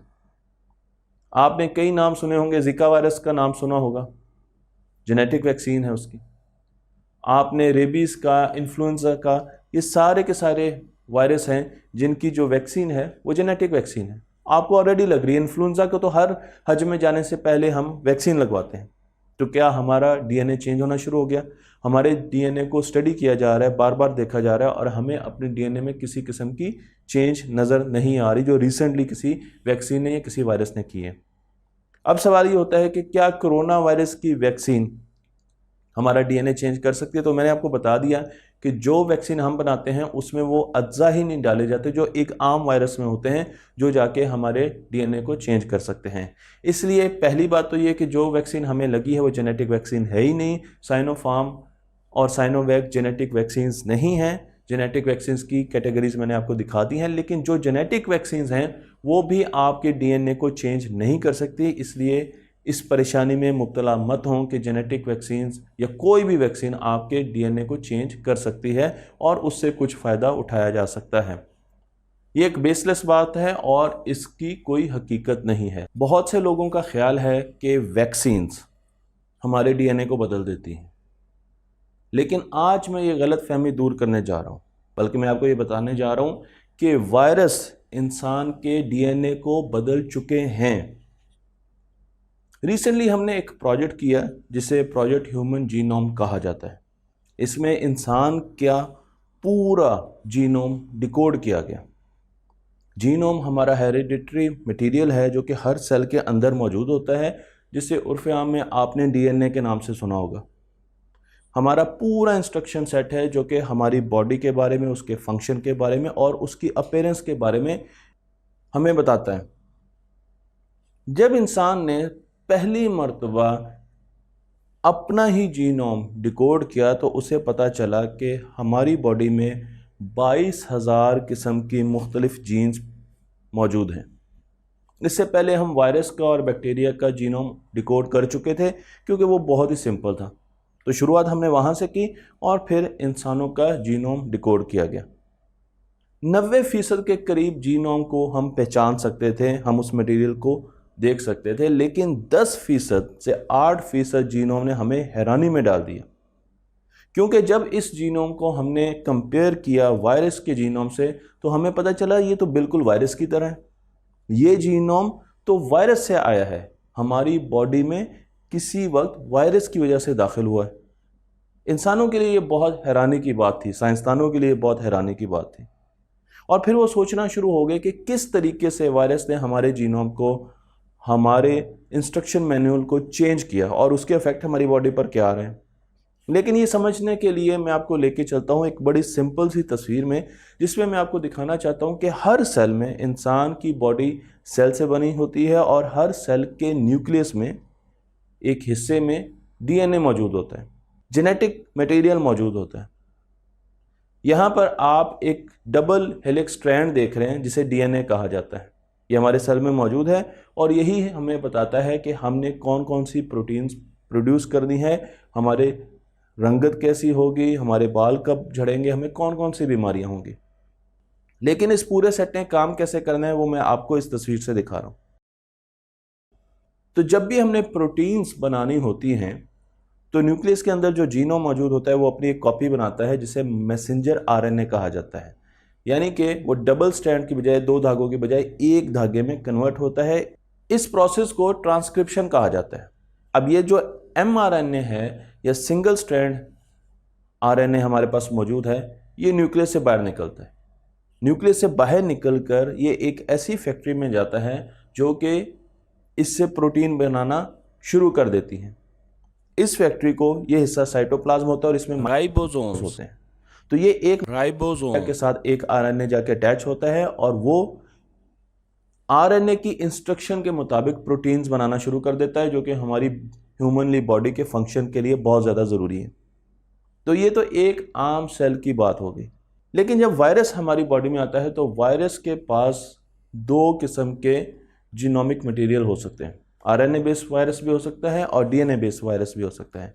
तो आपने इसमें 2 चीज़ें नोट करनी है। एक तो यह है कि इसके कैप्सूल के अंदर, जो कि प्रोटीन का बना होता है, इसके कैप्सूल के अंदर इसका जेनेटिक मटेरियल मौजूद होता है जो कि सिंगल स्ट्रैंड हो सकता है यानी आरएनए, और डबल स्ट्रैंड भी हो सकता है यानी कि डीएनए।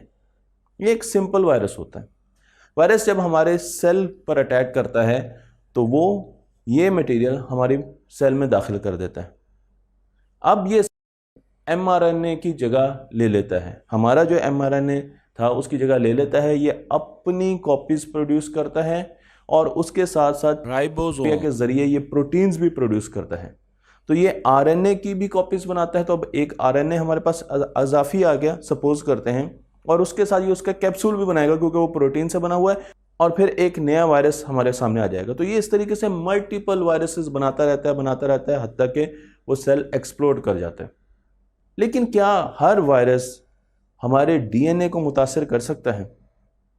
कुछ वायरस ऐसे हैं जो हमारे डीएनए को मुतासिर कर सकते हैं। आम वायरस आते हैं, अपनी मल्टीपल कॉपीज बनाते हैं, लेकिन वो हमारे डीएनए में पेनिट्रेट नहीं कर सकते। उनका जेनेटिक मटेरियल हमारे डीएनए को चेंज नहीं कर सकता, और वो अपनी कॉपीज बनाते हैं और अपना टाइम पूरा करते हैं, या तो सेल डेड हो जाता है या आहिस्ता आहिस्ता वायरस ख़त्म होना शुरू हो जाता है अपने लाइफ स्पैन गुजारने के बाद। लेकिन एक किस्म के वायरस ऐसे हैं जो ज़रा मुख्तलिफ काम करते हैं। इन वायरसेस को रेट्रोवायरस कहा जाता है और इनमें दो चीज़ें इजाफी होती हैं। इनमें जेनेटिक मटेरियल भी होता है, इनकी प्रोटीन की कोटिंग भी होती है, लेकिन इनके पास दो एंजाइम्स होती हैं। पहली एंजाइम होती है रिवर्स ट्रांसक्रिप्टेज। रिवर्स ट्रांसक्रिप्टेज वही एंजाइम है जो कि आपको मैंने ट्रांसक्रिप्शन बताई थी कि डीएनए से आरएनए बनाती है, लेकिन ये एंजाइम एक धागे से दो धागे बना देती है। इंसान का डीएनए दो धागों का होता है, जो रेट्रो वायरस होते हैं वो एक धागे के होते हैं अमूमन। तो ये एक धागे से दो धागे बना सकते हैं, यानी वायरस के आरएनए को डीएनए में कन्वर्ट कर सकते हैं। अब वो इंसान के डीएनए में फिट हो सकता है। और दूसरी जो इसके पास एंजाइम होती है उसको इंटीग्रेस कहा जाता है, यानी इसने इंसान के डीएनए को काटना है और उसके अंदर वायरस का डीएनए फिट करना है। और जब ये कर देता है तो उसके बाद वायरस अपनी मल्टीपल कॉपीज बनाना शुरू कर देता है, लेकिन अब वो बिल्कुल इंसान के डीएनए का हिस्सा होता है। तो जैसे जैसे इंसान प्रोटीन्स बनाता है उसमें वायरस की प्रोटीन्स भी बनना शुरू हो जाती है, जो कि वायरस ने अपनी इंस्ट्रक्शन मैनुअल दिया होता है। अगर ये वायरस, इसका जेनेटिक मटेरियल हमारे स्पर्म्स या हमारे सेल्स को, एग सेल्स को मुतासर करता है, तो उससे ये अगली जनरेशन में जाना शुरू हो जाता है। और इसने ऐसे किया, रेट्रोवायरसेस ने ये किया, उन्होंने हमारे स्पर्म्स और एग सेल्स को मुतासर किया और अगली जनरेशन में भी वो हमारा डीएनए का हिस्सा बन के चलते रहे। और तकरीबन साइंस ये कहती है कि 1 मिलियन साल यानी 10 लाख सालों के बाद ये तमाम इंसानों में फैल जाते हैं। तो अब जो पुराने वायरस थे जिन्होंने हमें मुतासर किया, हमारे डीएनए में अपना डीएनए, अपना जेनेटिक मटेरियल इंजेक्ट किया, अब वो हमारी बॉडी का हिस्सा बन चुके हैं। उन्होंने हमारी बॉडी को मुतासर भी किया।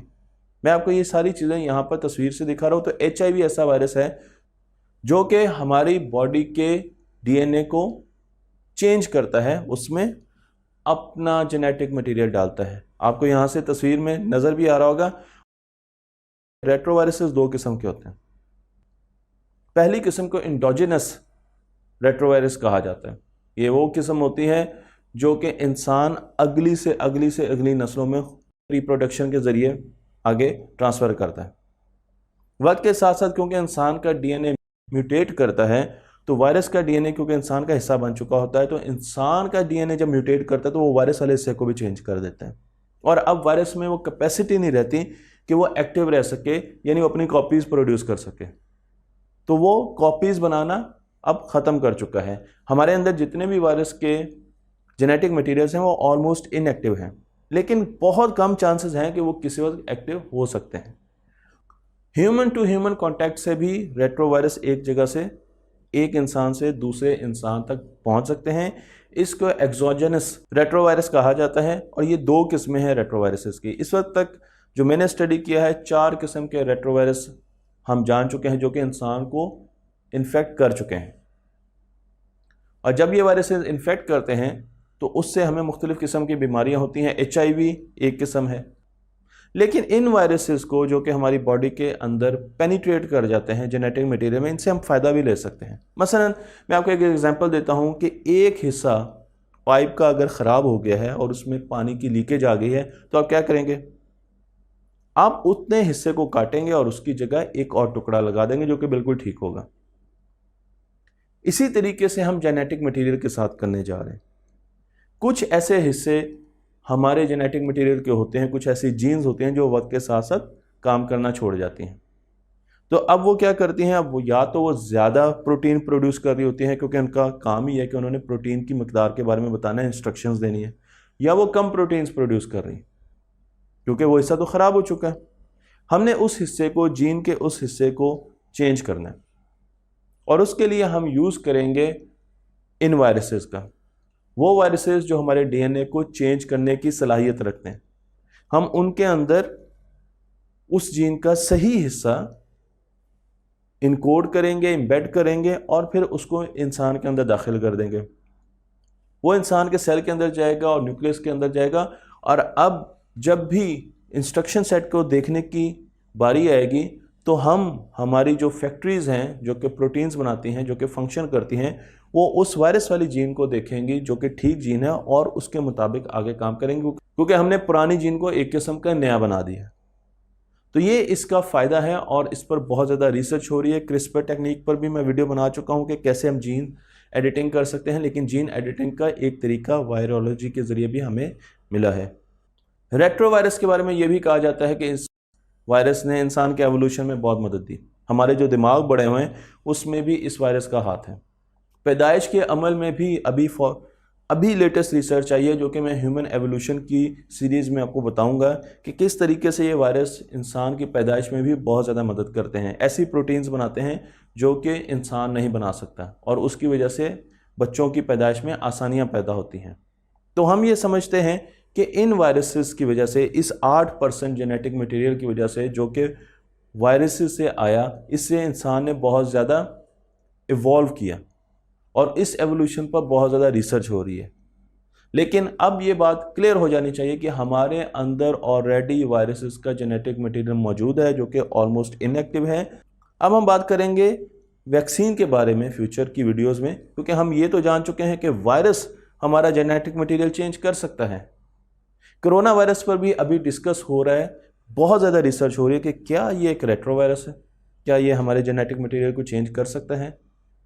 लेकिन कंक्लूजन के लिए अभी हमें इंतजार करना पड़ेगा। जुरासिक पार्क मूवी तो आप सबने देखी होगी।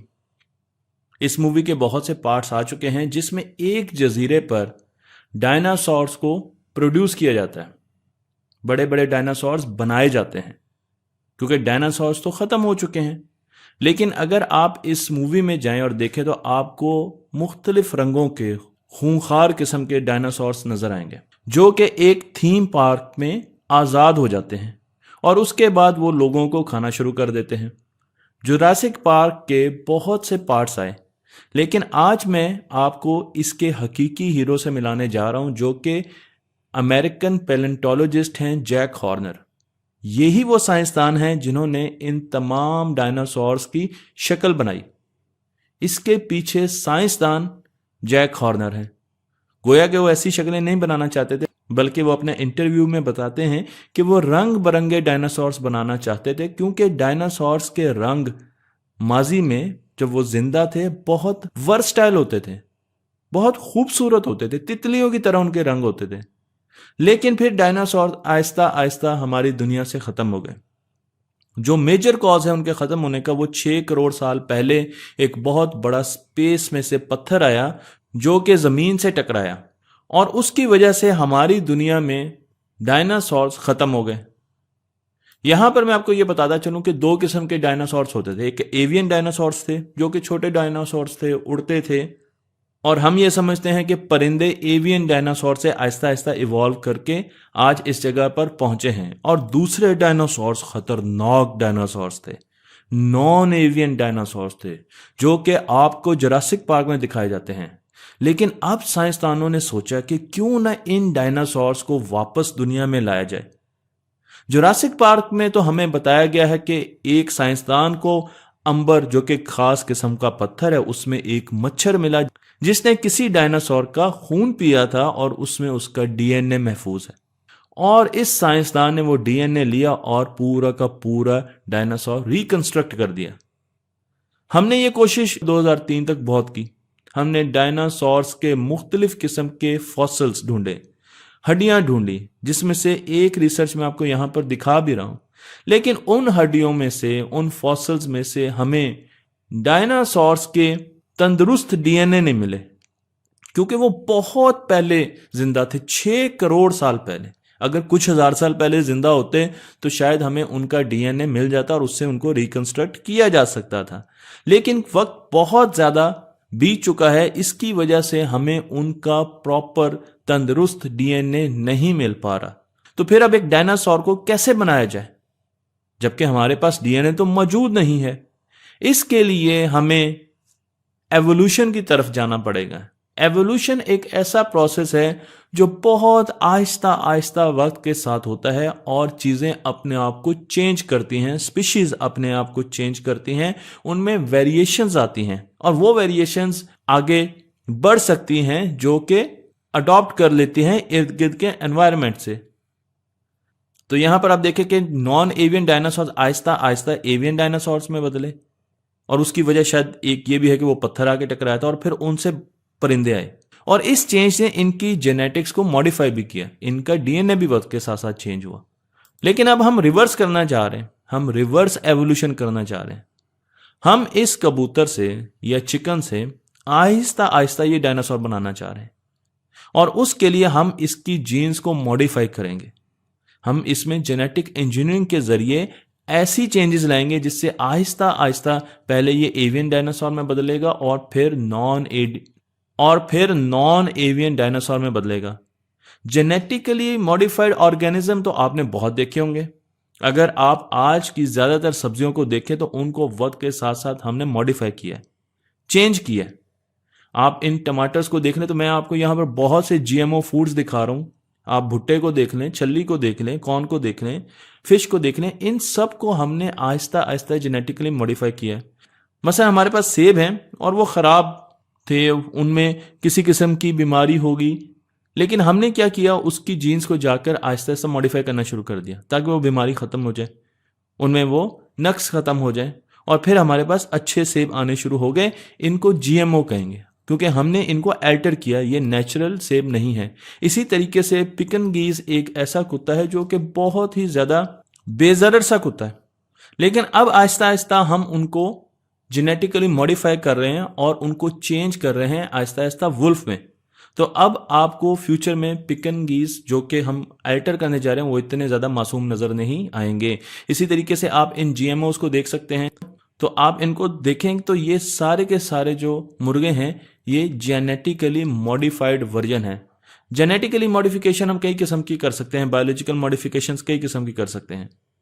मसलन कुछ तो ऐसी हैं जो हम ब्रीडिंग के जरिए चीजों को मॉडिफाई कर सकते हैं, कुछ में हम इंजीनियरिंग कर सकते हैं, कुछ में हम इंजीनियरिंग सब्सटेंस एक स्पीशी से लेकर दूसरी में ट्रांसफर कर सकते हैं। फिर हम क्रिस्पर टेक्निक भी यूज करते हैं जिसमें हम कट कॉपी पेस्ट कर देते हैं, जीन्स को काट देते हैं या जीन्स को एक जगह से निकालकर दूसरी जगह पेस्ट कर देते हैं। हम ऐसी जेनेटिक एक्टिवेशंस भी कर सकते हैं जिसमें हम मुख्तलिफ किस्म की जीन्स को एक्टिवेट कर लें जो पहले उस स्पीशी में एक्टिवेट नहीं थी। मसलन चिकन में दांत नहीं होते, लेकिन अगर हम उसकी दांत की जीन्स को एक्टिवेट कर लें तो चिकन के दांत निकलना शुरू हो जाएंगे। तो हम बहुत सी ऐसी टेक्निक्स जानते हैं जिससे हम चीज़ों को अल्टर कर सकते हैं। तो अब दोबारा आते हैं चिकन की तरफ। चिकन को हमने सेरानॉथ में, जो कि एक नॉन एवियन डायनासोर है, उसमें तब्दील कर दें। तो आप देख सकते हैं कि चिकन और इसमें क्या फ़र्क है, दुम नहीं है, पाँव फ़र्क है, अगले दोनों हाथों में फ़र्क है, स्कल में यहाँ पर फ़र्क है। तो आहिस्ता आहिस्ता हम चिकन को इसमें ढालने की कोशिश करेंगे और उसके लिए हम चिकन के एम्ब्रियो की जीन्स को मुख्तलिफ टाइम पर एक्टिवेट करेंगे। चिकन के पास तमाम जीन्स हैं जो कि उसे डायनासोर बना सकती हैं, लेकिन वो जीन उसमें एक्टिवेट नहीं होती। तो अब हमने क्या करना है, हमने मुख्तलिफ वक्त पर उन जीन्स को एक्टिवेट करना है ताकि चिकन को आहिस्ता आहिस्ता डायनासोर की शक्ल दी जा सके। मसलन एक फेमस स्टडी जो 2008 में हुई थी, मैथ्यू हैरिस ने की थी, उसमें उन्होंने बताया था कि उन्होंने चिकन के दांत उगाने शुरू कर दिए हैं। यहाँ पर आपको चिकन के छोटे छोटे दांतों के निशान भी नजर आ रहे हैं। तो आप इमेजिन करें कि ऐसा चिकन जिसके दांत हो और वह आपके पीछे भाग रहा हो और वह आपको दंदी भी काट सकता है। बहुत ही खौफनाक सीन होगा। इसी तरीके से ऐसे चिकन्स भी हम बना रहे हैं जिनका स्कल चेंज कर रहे हैं, उनके मुंह का स्ट्रक्चर चेंज कर रहे हैं। तो आप लेफ्ट साइड पे देख सकते हैं ये चिकन का स्कल है, लेकिन आहिस्ता आहिस्ता हम इसे नीचे से राउंड कर रहे हैं। ये तीखा है बिल्कुल, देखिए कॉर्नर है ट्रायंगल की तरह, आहिस्ता आहिस्ता इसे राउंड किया जा रहा है और आप देख सकते हैं कि यहां पर आपको डायनासोर का स्कल नजर आ रहा है। तो हम चिकन के फेस को भी साथ साथ चेंज कर रहे हैं। इसी तरीके से चिकन में मुख्तलिफ किस्म की हड्डियां भी हम ग्रो कर रहे हैं ताकि चिकन के बोनी स्ट्रक्चर को भी आहिस्ता आहिस्ता चेंज किया जा सके और उसे डायनासोर की तरह बनाया जा सके। इसी तरीके से उनके पंजों की साथ भी शुरू कर दी। आप देख सकते हैं कि चिकन के पंजे भी आहिस्ता आहिस्ता हम चेंज कर रहे हैं और उनको डायनासोर के पंजों की तरह ला रहे हैं, उसमें चेंज कर रहे हैं। तो मैं यहाँ पर आपको एक डायनो चिकन दिखा रहा हूँ जो कि हम बना रहे हैं, जिसकी हम इंजीनियरिंग कर रहे हैं। तो आप देख सकते हैं कि हम उसकी दुम लंबी करेंगे, उसके दांत लेकर आएंगे, उसका स्कल चेंज होगा। जो ग्रीन कलर के हैं वो कंप्लीट हो चुके हैं, हेड उसका, उस पर रिसर्च कंप्लीट हो चुकी है, उसके जो पंजे चेंज करने थे वो भी कंप्लीट हो चुका है, उसकी टांगें, फुट, ये सारे के सारे चेंजेस जो हमने करनी थी वो कंप्लीट हो चुकी हैं। और जो ऑरेंज है वो इन प्रोसेस है, उसके आर्म्स को हम चेंज कर रहे हैं, उसकी इंटरनल प्लेट्स को हम चेंज कर रहे हैं, बोनी स्ट्रक्चर को चेंज कर रहे हैं, इन प्रोसेस चल रहा है ताकि वो डायनासोर की तरह बनता जाए। और फिर एक्सपेरिमेंटली जिन पर एक्सपेरिमेंट अभी हो रहे हैं उसमें हम उसकी टेल को चेंज कर रहे हैं। तो इस तरीके से हम उसे डायनासोर की तरफ लाने की कोशिश कर रहे हैं। तो कुछ अर्से बाद आपको चिकनोसॉर्स जो नज़र आएगा वो वॉल्यूम 1 उसका इस तरीके का होगा, उसकी लंबी सी दुम होगी। फिर आहिस्ता आहिस्ता उसका स्कल भी चेंज शुरू हो जाएगा और उसके अगले 2 हाथ भी डिफरेंट आपको नज़र आने शुरू हो जाएंगे वॉल्यूम 2 में। और वॉल्यूम 3 में वो बिल्कुल डायनासोर की तरह बन चुका होगा, जो कि हमें पिंजरों में कैद हुआ नज़र आएगा। लेकिन हम इसमें और चेंजेस भी कर सकते हैं। हम इन डायनासोर्स को ऐसा भी बना सकते हैं कि ये हमें हर्ट ना करें, हमें नुकसान ना पहुंचाएं, और इनको बच्चे पेट के तौर पर भी इस्तेमाल कर सकते हैं। जिस तरीके से हमारे घर में बिल्लियां, खरगोश वगैरह होते हैं, इस तरीके से हम डायनासोर्स को भी पाल सकते हैं। वो आपको गलियों मोहल्लों में रोम करते हुए, सैर करते हुए भी नज़र आएंगे। और कुछ ऐसे आर्टिस्ट इंप्रेशन में आपको दिखा रहा हूं, और ये काम बहुत जल्दी होने जा रहा है। जुरासिक पार्क ने जो थीम दिया वो थीम अब साइंटिस्ट संजीदगी से सोच रहे हैं और उस पर बहुत ज़्यादा आगे पेशरफ्त हो रही है। तो बहुत जल्द आप, हो सकता है इसी दिहाई में, आप डायनासोर्स को आगे देख सकें।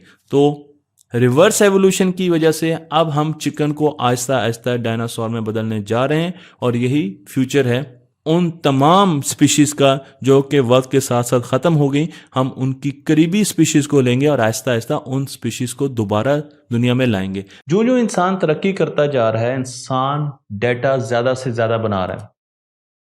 मैं आपको एक फिगर देने लगा हूं कि 2018 में हमने 33 ज़ीटाबाइट डेटा बनाया। अगर आप ज़ीटाबाइट के बारे में नहीं जानते तो 10 के ऊपर की पावर 21, यानी 1 के बाद 21 सिफर होंगे।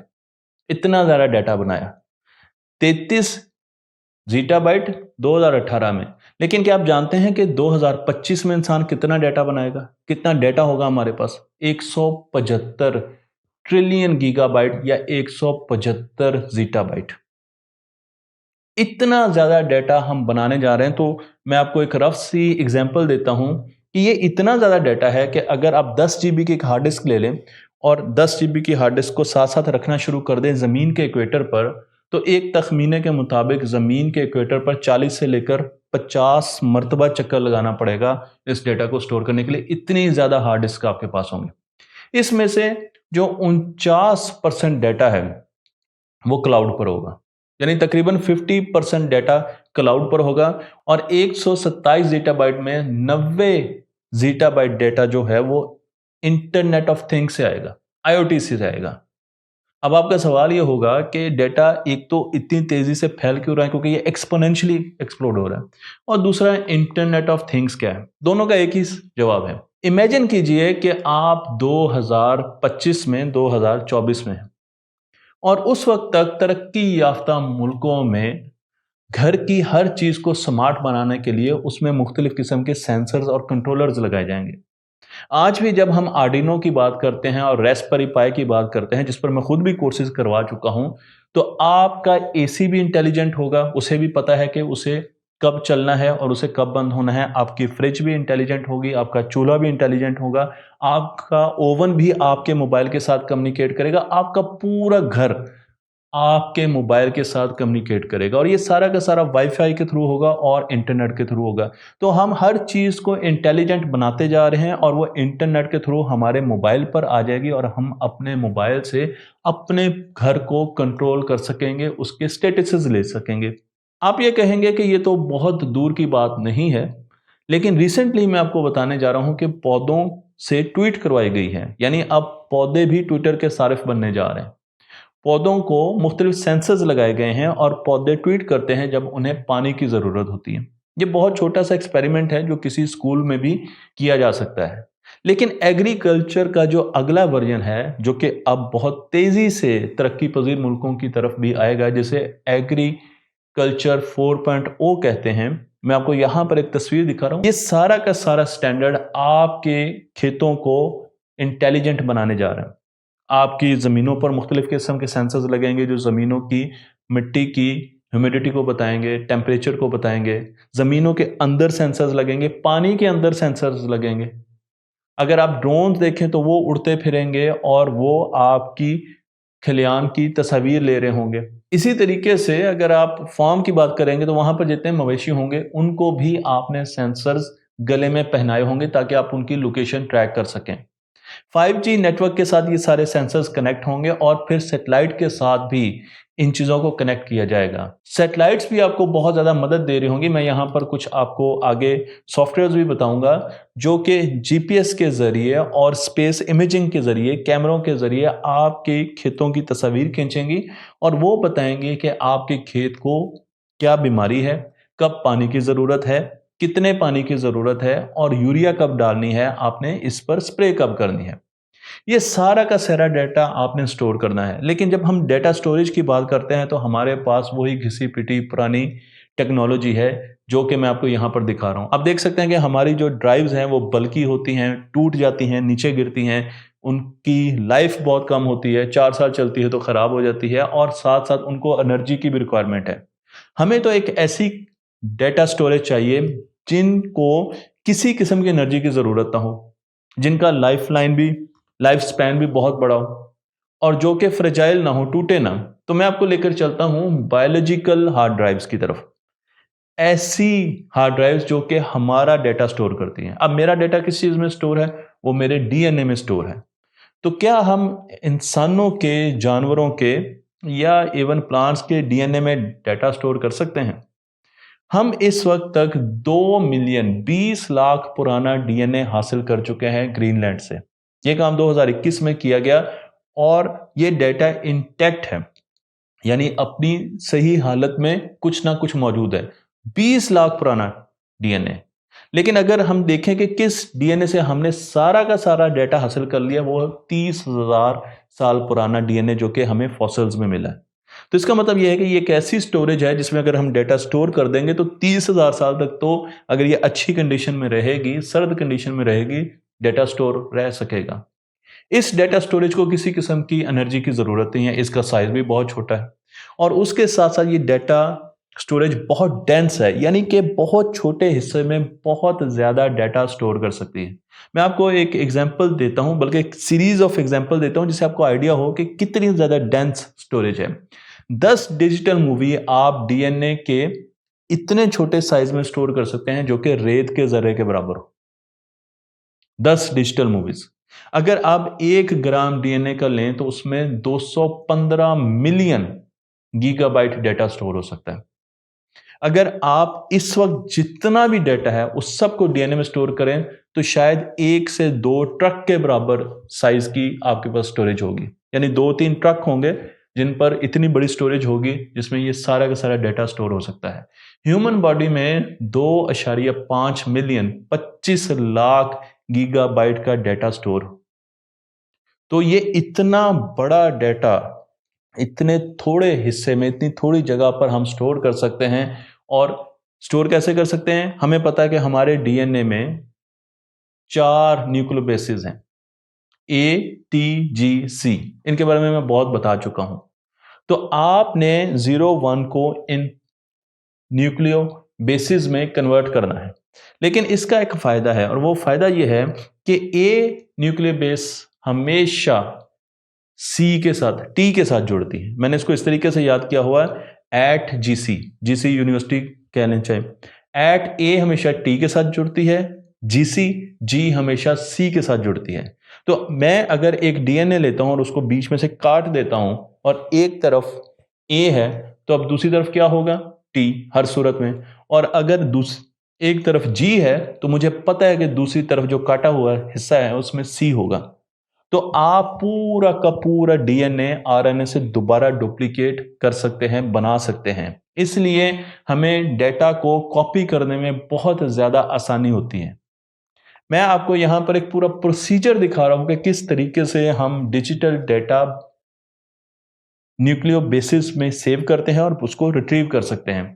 सबसे पहले ये भी बता दूं कि अब सिंथेटिक डीएनए भी बनाए जा रहे हैं, ऐसे डीएनए जो कि लैब्स में बनाए जा रहे हैं ताकि उस पर डेटा स्टोर किया जा सके। तो सबसे पहले हमारे पास अगर एक गाने की फाइल है, एक फिल्म की फाइल है या एक वर्ड का डॉक्यूमेंट है, उसे हमें बाइनरी कंपोनेंट्स में 0 1 की फॉर्म में लाना है, डिजिटाइज करना है और उसके बाद फिर उसे ए, जी और सी और टी में कन्वर्ट करना है। इसे एनकोडिंग कहते हैं, जो कि आपको तस्वीर में दिखाई गई है। जब एक मरतबा डाटा 0 1 की फॉर्म से लेकर न्यूक्लियो बेसिस की फॉर्म में चला गया तो अब हमने उसको सिंथेसाइज करना है, यानी 3D प्रिंटर के जरिए उनको प्रिंट कर देना है। इसे सिंथेसाइजर कहते हैं, जो कि डीएनए हमें सिंथेटिक डीएनए दे रहा है और उसको उस फॉर्म में प्रिंट कर दिया गया। अब डेटा महफूज हो गया क्योंकि अब वो डीएनए की फॉर्म में चला गया। लेकिन अगर उस डेटा को आपने रीड करना है तो अब आपको सीक्वेंसिंग की ज़रूरत होगी। तो सीक्वेंसर्स ऐसी मशीनें होती हैं, स्पेशल मशीनें होती है जो कि इस डीएनए से दोबारा आपके पास न्यूक्लियो बेसिस बनाती हैं, यानी ए, जी और टी और सी आपके पास दोबारा आ जाती हैं। फिर आप उनको दोबारा डिकोड करते हैं 0 1 की फॉर्म में, और 0 1 की फॉर्म जो कि डिजिटल फॉर्म है उससे फिर आप दोबारा एनालॉग की तरफ अगर जाते हैं या रीड करते हैं डेटा, तो वही डेटा आपको मिल जाता है। तो ये पूरा एक प्रोसीजर है जिस तरीके से हम सिंथेटिक डीएनए बना रहे हैं और उसमें डेटा स्टोर कर रहे हैं। लेकिन हम सिंथेटिक डीएनए के अलावा आम डीएनए में भी डेटा स्टोर कर सकते हैं और उस पर भी बहुत ज़्यादा रिसर्च हो रही है। लेकिन मसला सिर्फ एक है और वो ये है कि हम डेटा को इनकोड कर देते हैं, हम डेटा को स्टोर भी कर सकते हैं, हम डेटा को रीड भी कर सकते हैं। लेकिन जो मसले आते हैं वो ये है कि हम एक जगह पर डेटा को कैसे रिकग्नाइज करें कि हमें ये चंक डेटा का चाहिए। क्रिस्पर एक टेक्निक ऐसी है जिसके जरिए हम डेटा को काट भी सकते हैं, लेकिन डेटा की प्रोसेसिंग भी एक बहुत बड़ा मसला है कि हम डेटा को प्रोसेस कैसे कर सकें। बस मेरे पास जो फॉर्म आ रही डाटा की, उसमें एक और डाटा को ऐड करना है या उसको 2 से मल्टीप्लाई करना है या डिवाइड करना है, तो प्रोसेस कैसे करना है, इसके बारे में अभी तक हमारी रिसर्च खामोश थी। लेकिन अब रिसेंटली एक रिसर्च पेपर आया है जो कि टोक्यो यूनिवर्सिटी और फ्रांस के साइंसदानों ने मिलकर काम किया है और उन्होंने बताया कि अब हम डाटा को प्रोसेस कर सकते हैं। और उसको प्रोसेस करने के लिए उन्होंने 3 एंजाइम्स का इस्तेमाल किया है। एंजाइम्स अमूमन डाटा को काटने के लिए यूज होती हैं, यानी वो क्रिस्पर टेक्निक में यूज की जाती हैं। और जब हम डाटा को लोकेट कर लेते हैं और उसे रीड करना होता है तो उसको प्रोसेस करने के लिए आर्टिफिशियल न्यूरॉन्स बनाए जाते हैं। अगर आपको मालूम नहीं है कि न्यूरॉन्स क्या होते हैं, तो न्यूरॉन्स हमारे दिमाग के सेल्स होते हैं जो कि कंसिस्टेंटली डाटा को प्रोसेस कर रहे होते हैं। तो हमने मसनूई न्यूरॉन्स बनाए होते हैं, इनकी लेयर्स बनाई होती हैं जो कि इस रिसर्च पेपर में लिखा गया है, और उस लेयर को, उन सीरीज ऑफ लेयर को हम ये डेटा देते हैं। जब न्यूरॉन्स के पास ये डेटा आता है तो वो इसे प्रोसेस करना शुरू कर देता है और हमें फ्लोरेसेंट सिग्नल देता है, जो कि आउटपुट के तौर पर हम उसको देखते हैं और फिर उससे डाटा की वैल्यू और उसकी आउटपुट ली जाती है। तो ये पूरा का पूरा इस रिसर्च पेपर में लिखा गया है। मैं आपको ये भी बता दूं कि यूनिवर्सिटी ऑफ कोलंबिया ने रिसेंटली कुछ अर्से पहले एक जीते जागते हुए बैक्टीरिया लाइव बैक्टीरिया के डीएनए में हेलो वर्ड का सीक्वेंस, जो कि अमूमन प्रोग्रामर सबसे पहले यही प्रोग्राम बनाते हैं, हेलो वर्ड का सीक्वेंस फीड कर दिया, स्टोर कर दिया और उसके बाद उसे रिट्रीव भी किया। क्रिस्पर की टेक्निक इसके लिए यूज हुई और इसके लिए जो बैक्टीरिया का इस्तेमाल किया गया वो इकोलाई बैक्टीरिया था और काफी अरसे तक उसमें ये डेटा स्टोर किया गया। इसका मतलब यह है कि हम अब लिविंग चीजों में भी, उनके डीएनए में भी डेटा स्टोर कर सकते हैं। मैं आपको यह भी बता दूं आखिर में कि पौधों पर भी बहुत से एक्सपेरिमेंट किए जा रहे हैं और पौधों में भी डेटा स्टोर किया जा रहा है। तो अब आपके घर के बाहर जो फसलें होंगी वो सिर्फ आपकी फूड सिक्योरिटी को इंश्योर नहीं कर रही होंगी, वो आपकी डेटा स्टोरेज भी होंगी। और अगर आपने खेत मुस्तकबिल में काटना है तो उसका डाटा पहले एक जगह से दूसरी जगह कन्वर्ट करना पड़ेगा और फिर वो आप डाटा उसे ले सकते हैं, उस खेत को काट सकते हैं। अगर आप इस चीज़ के बारे में मज़ीद पढ़ना चाहते हैं तो मैं मुस्तकबिल में इस पर बहुत सी वीडियोस भी बनाऊंगा। लेकिन डेटा गार्डन एक ऐसा प्रोजेक्ट है जो कि पौधों के डीएनए में डाटा को स्टोर कर रहा है ताकि वो डाटा बहुत अरसे तक हमारे पास रह सके। तो जो मुस्तकबिल की डेटा स्टोरेजेस होंगी वो बायोलॉजिकल डेटा स्टोरेजेस होंगी और वो डीएनए बेस्ड डेटा स्टोरेजेस होंगी जिन पर बहुत ज़्यादा रिसर्च की जा रही है। तो मुझे उम्मीद है कि ये वीडियो आपको पसंद आई होगी। तख्ते ऑनलाइन को लाइक कीजिए, शेयर कीजिए और इस फिल्म को दूसरों तक पहुंचाइए।